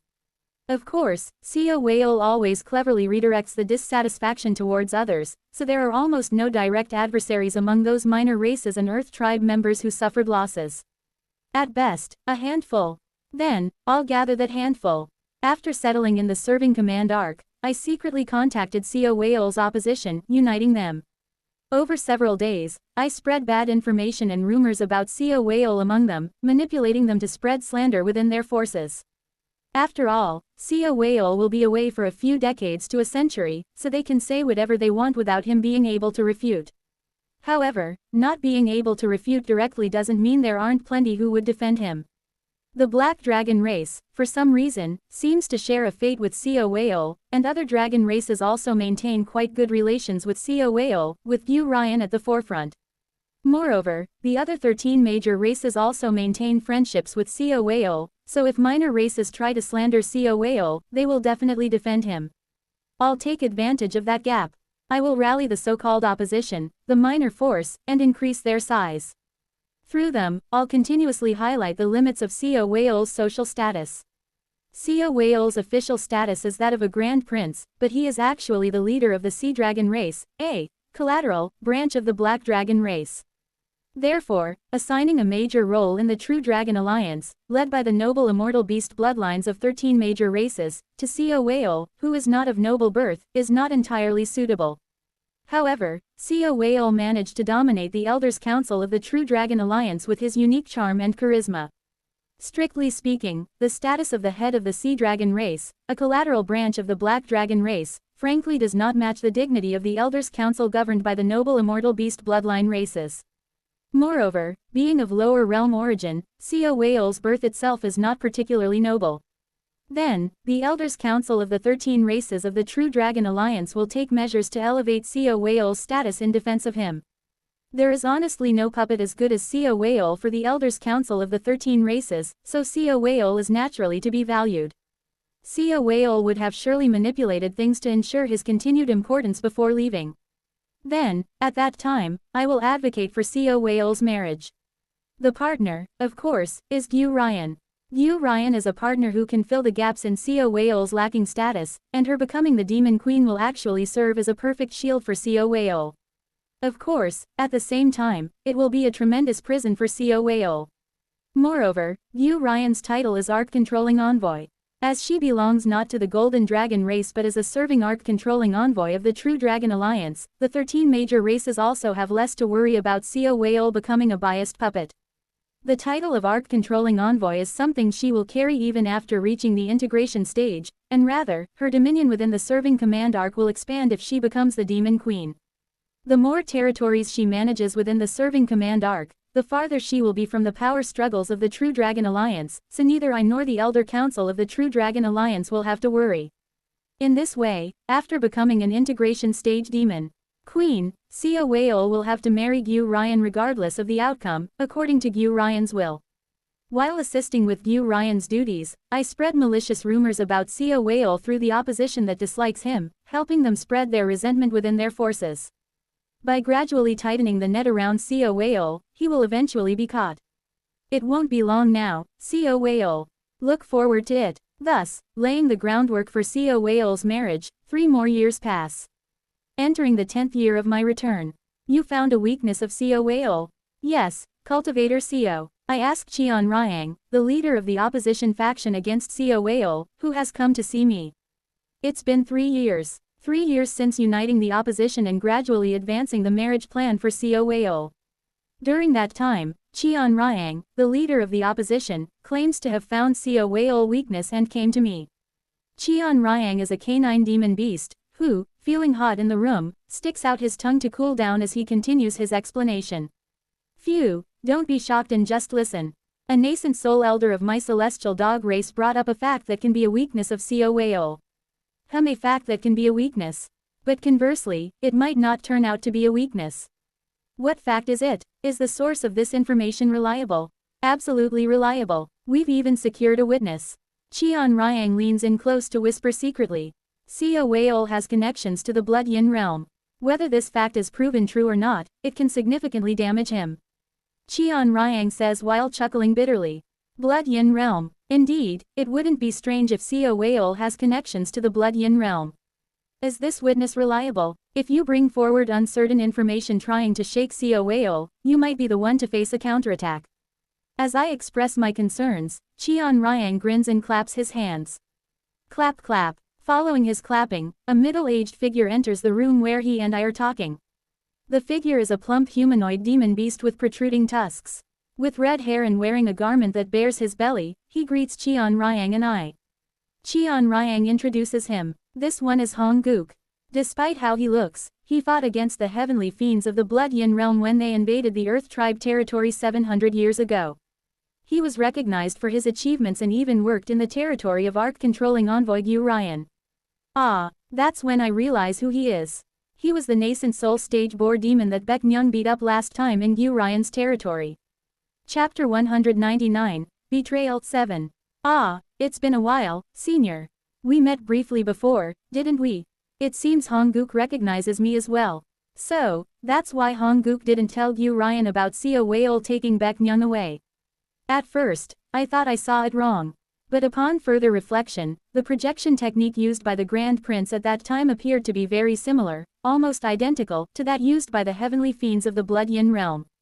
I know this very well, having fought against them. I see. Qian Ryang smiles slyly. This is our chance to make that Seo Weol withdraw from that absurd naming project when he returns. The celestial dog race, to which Qian Ryang belongs, is one of the races that disliked having their names managed by the True Dragon Alliance. Among them, Qian Ryang particularly despises Seo Weol, who subtly swayed them to support the naming project, even more than the 13 major clans directly conducting these tasks. He wishes to see Seo Weol fall from grace and never return to the political arena. I am well aware of Qian Ryang's dislike for Seo Weol, and I also know the situation well as I was there with Hong Guk at the time. Hong Guk's testimony is very likely to be true. No, it is almost certain that the technique Seo Weol used to summon his projection by sacrificing his kin was indeed from the Blood Yin realm. The situation is different from when I was the only witness. I had no influence for my words to be taken seriously when I alone was the sole witness. But now, with Qian Ryang, an elder of the celestial dog race, Hong Guk is a witness, and Seo Weol's opposition putting all their efforts into proclaiming his connection to the Blood Yin realm, it can politically damage Seo Weol significantly. Good. There's no downside for me, whether it fails or succeeds. Just shouting that Seo Weol is a spy is enough.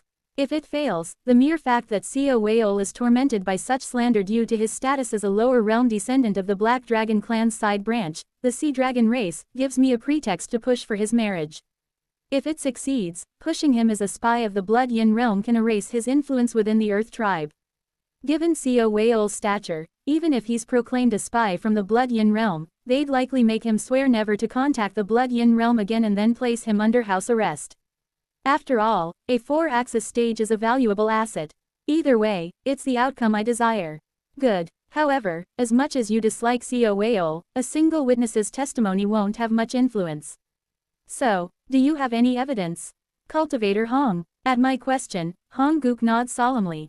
The projection technique used by the heavenly fiends of the Blood Yin realm leaves an impact on the earth. It's not certain, but perhaps if we revisit that Long Spirit farm, we might find evidence. Good. Order someone to collect evidence. However, just as Qian Ryang is about to signal someone, Hong Guk cautiously speaks up. The reason I haven't deliberately collected evidence from the Long Spirit farm until now is partly because I thought a dragon race Grand Prince wouldn't do such a thing, but also because the traces of the heavenly fiend's projection technique disappear easily when exposed to spiritual energy fluctuations, so I dared not investigate myself.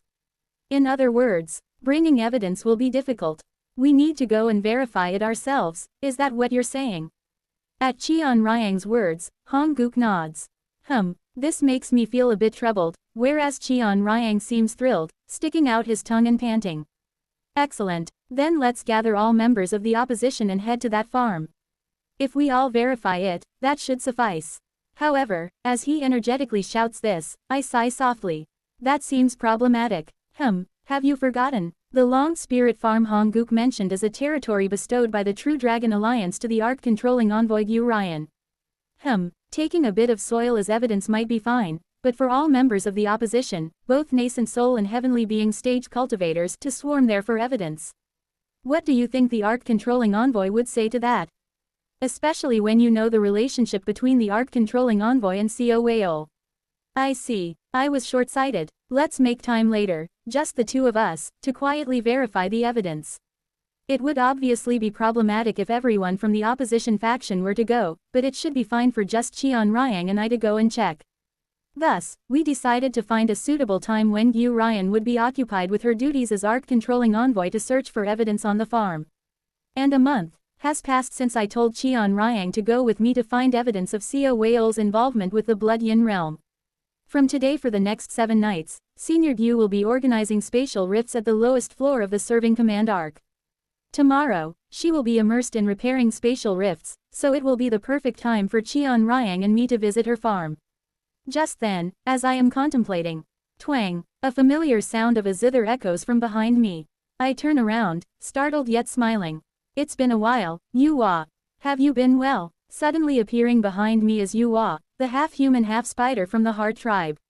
Your mastery of the record of transcending cultivation and exhausting martial arts has improved significantly.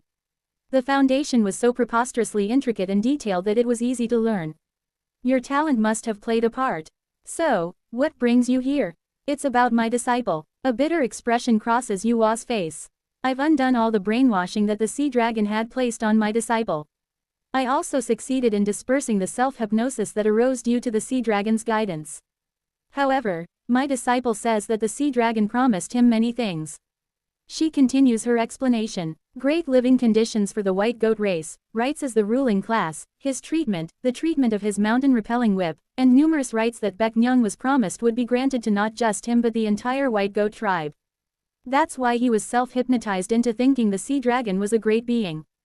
Did he fall for Xiao Wei'ol because of those privileges? Not just that, what Baeknyang wants is. Yuhua's words flow on.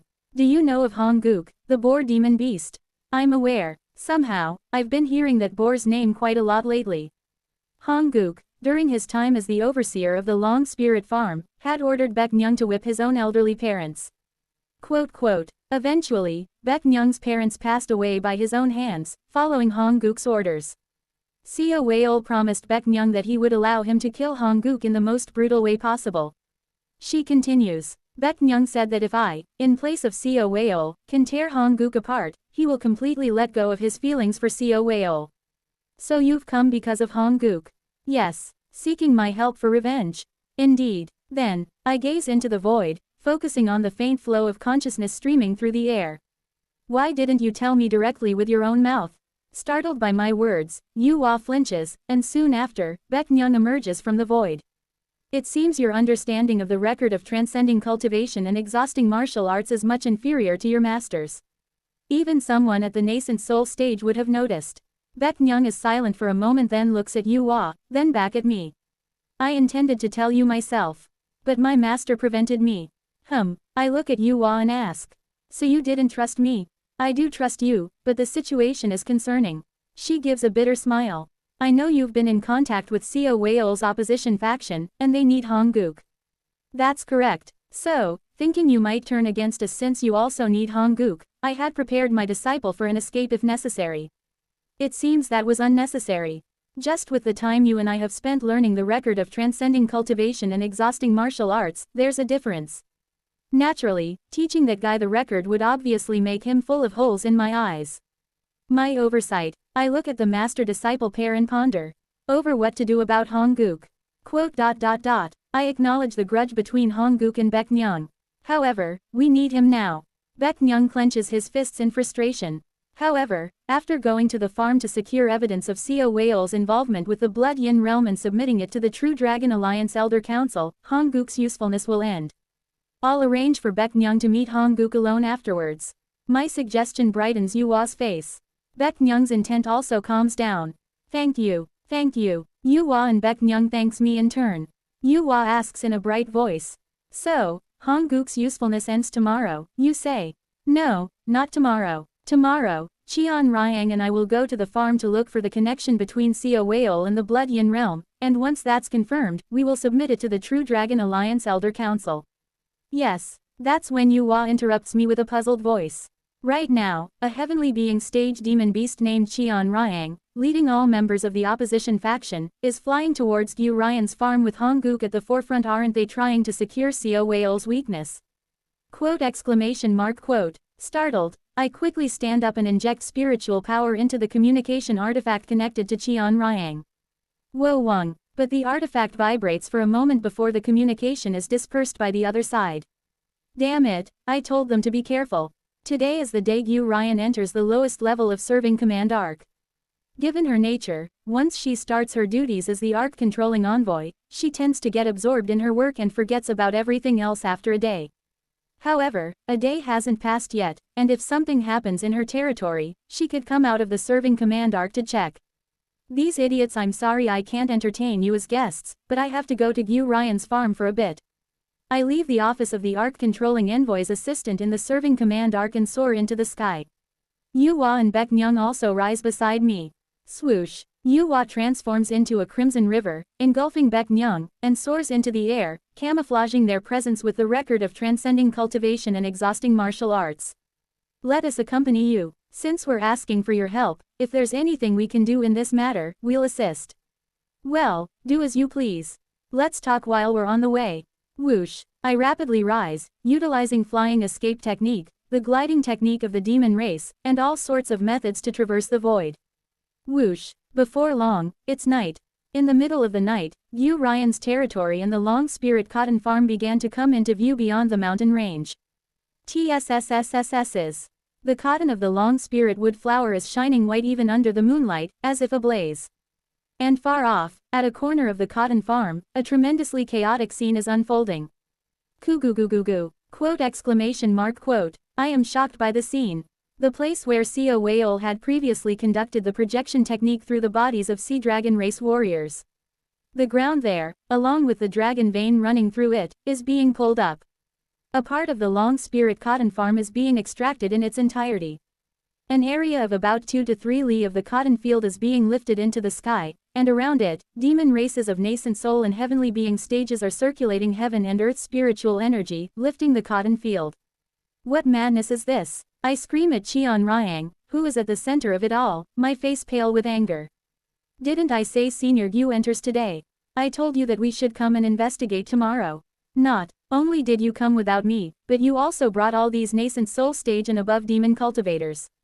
And what are you doing to Senior Gu's farm? To my words, Cheon Ryang crosses his arms and shakes his head calmly. I'm sorry, Cultivator Seo. But your method is too cautious. What? Moreover, I acknowledge that you helped unite our Seo Wayol opposition faction, but there are concerns within our faction about following your plans blindly, given your status as the ARC-controlling envoy's assistant. What are you talking about? Every demon beast knows about the relationship between the ARC-controlling envoy and Seo Wayol.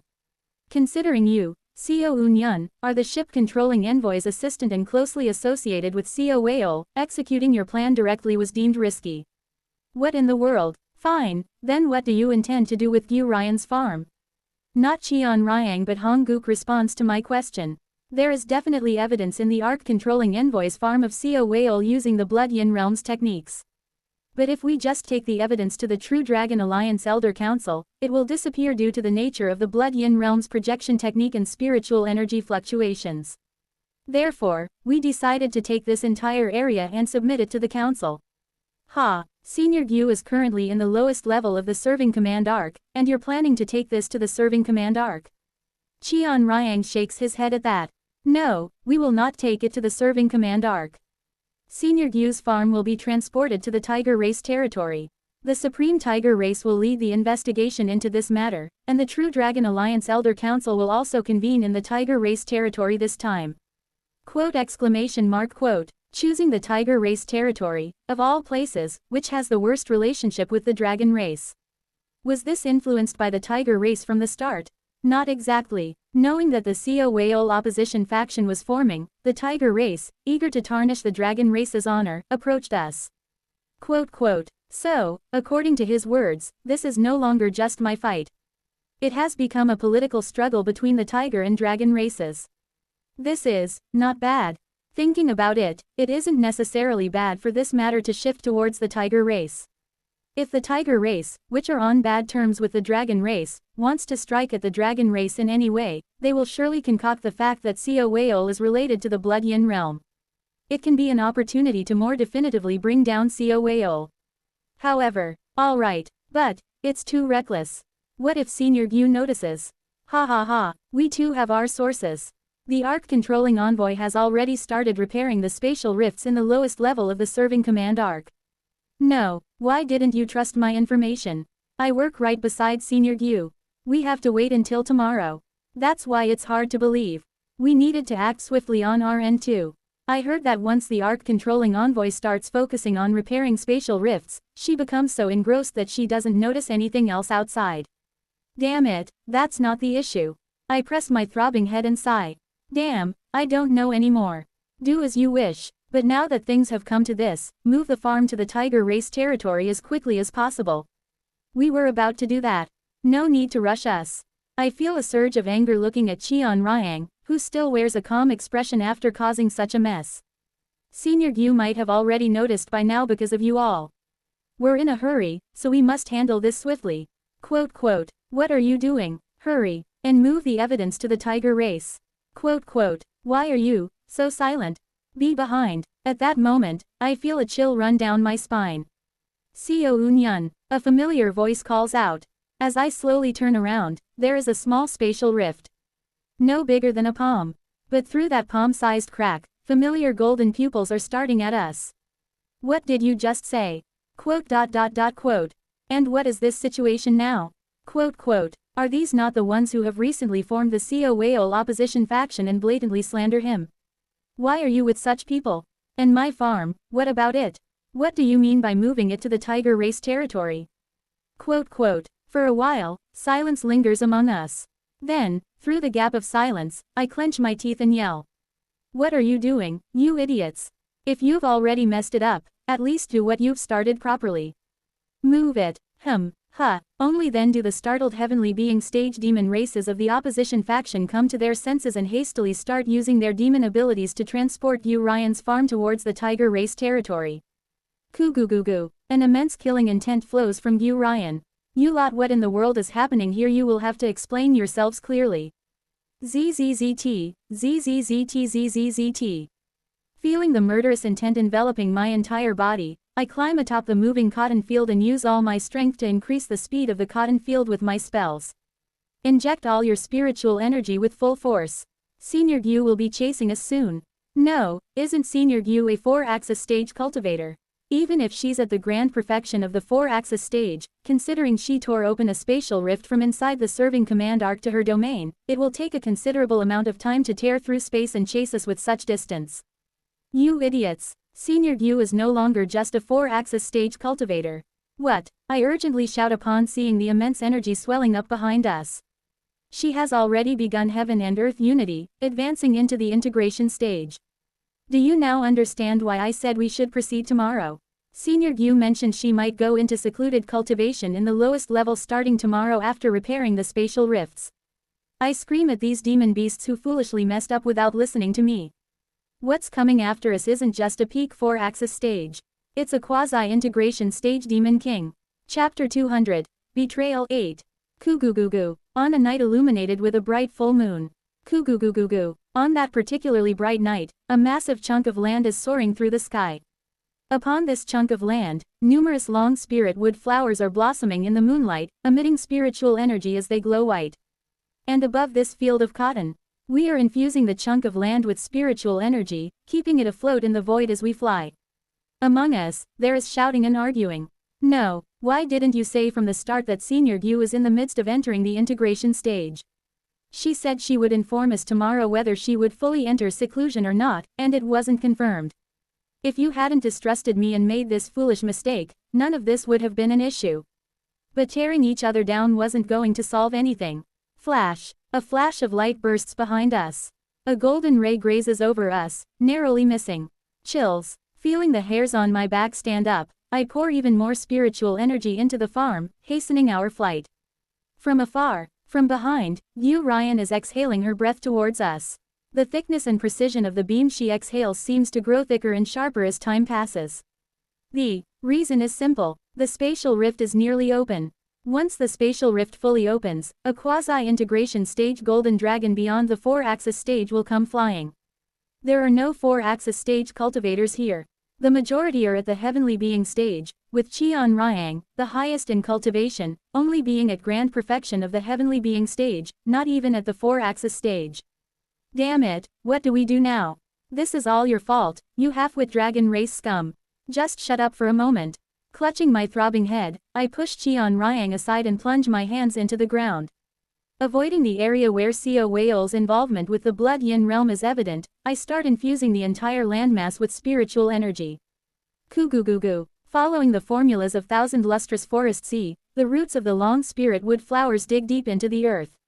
Beneath the surface, the roots of the flowers form circuits reminiscent of the Mad Lord, embedding deeply into the soil. In half a moment, I can transform this landmass into a flying artifact capable of high speed. What? Buy me half a moment. Senior Gu will descend upon us soon.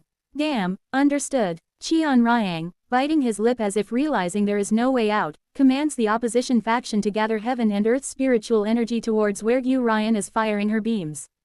Sweating profusely, I hurry to convert the clumps of earth into a flying artifact. Kugugugu. Simultaneously, a terrifying wave of spiritual energy roars from behind. A golden light flickers in the distance as if ablaze. Yu Ryan has finally succeeded in crossing the spatial rift from the lowest layer of the serving command arc to reach us. Stop right there. Zing. At her command, from thousands of li away, the entire heaven and earth spiritual energy ripples and halts the chunk of land flying through the void. However, as Qian Ryang and the other heavenly being demons attack in all directions, manipulating the heaven and earth spiritual energy, the chunk of land begins to move again. Flash. Far away, the golden light flickers again. As I am transforming the entire landmass, I glance back momentarily.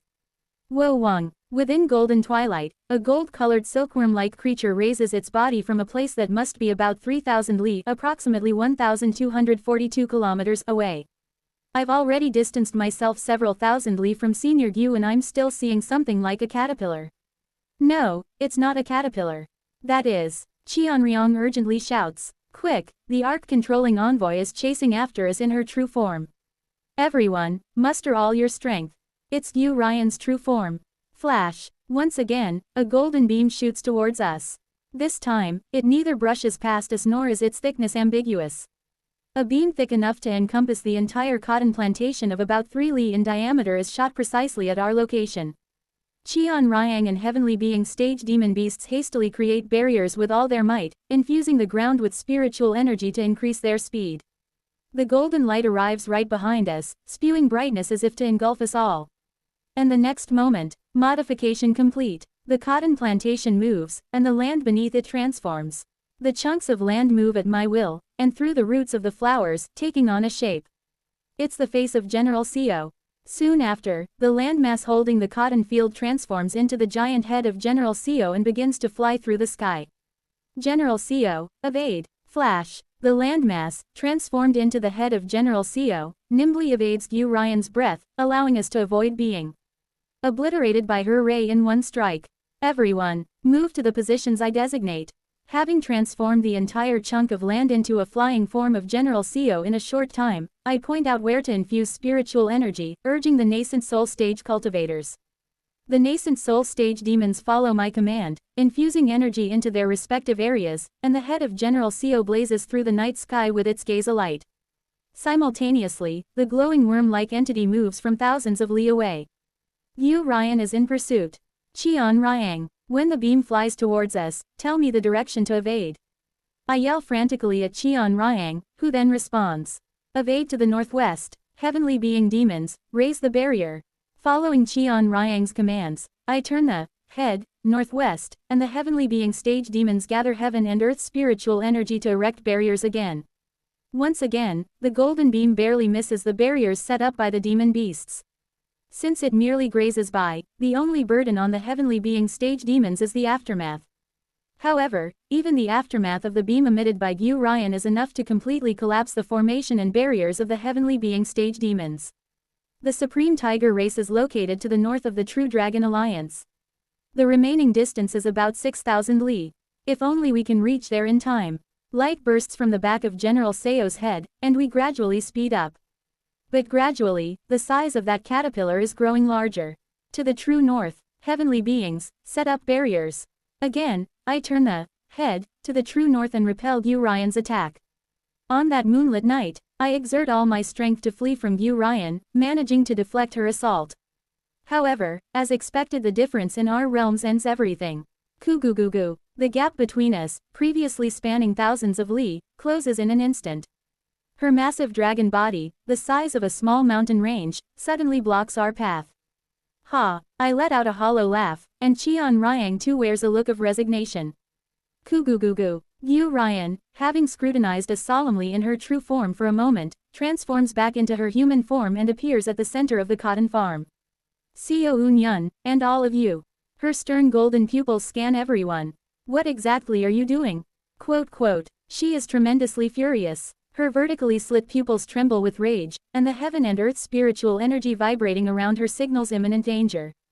Damn it, it's over. Tell Yu Ryan that Seo Weol was associated with the Blood Yin realm. She will never believe it. Cheon Ryang asks me with a trembling voice. See you cultivator Seo, what should we do? If we tell the truth that we initiated this to eliminate a threat for the Earth tribe, perhaps we might receive some consideration. What nonsense is this? It's unbelievable. No, there is a possibility she might believe it. If Cheon Ryang and I had carefully secured the evidence and then gone through the proper procedures to have Yu Ryan verify it, she couldn't have ignored it. Yu Ryan loves Seo Weol, but the fact that Seo Weol is colluding with the Blood Yin realm makes him a public enemy of the Bright Cold realm, forcing her to acknowledge it with tears in her eyes.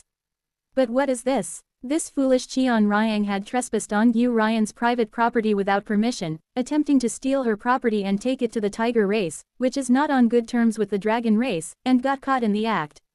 To say in this situation that Seo Weol is related to the Blood Yin realm and that's why we were extracting evidence from Yu Ryan's private property to bring it to the tiger race. As if Yu Ryan would believe that. Tisk. Currently, Yu Ryan has transformed into her human form, but her entire body is covered with golden scales, making her look more like a snake person than a human.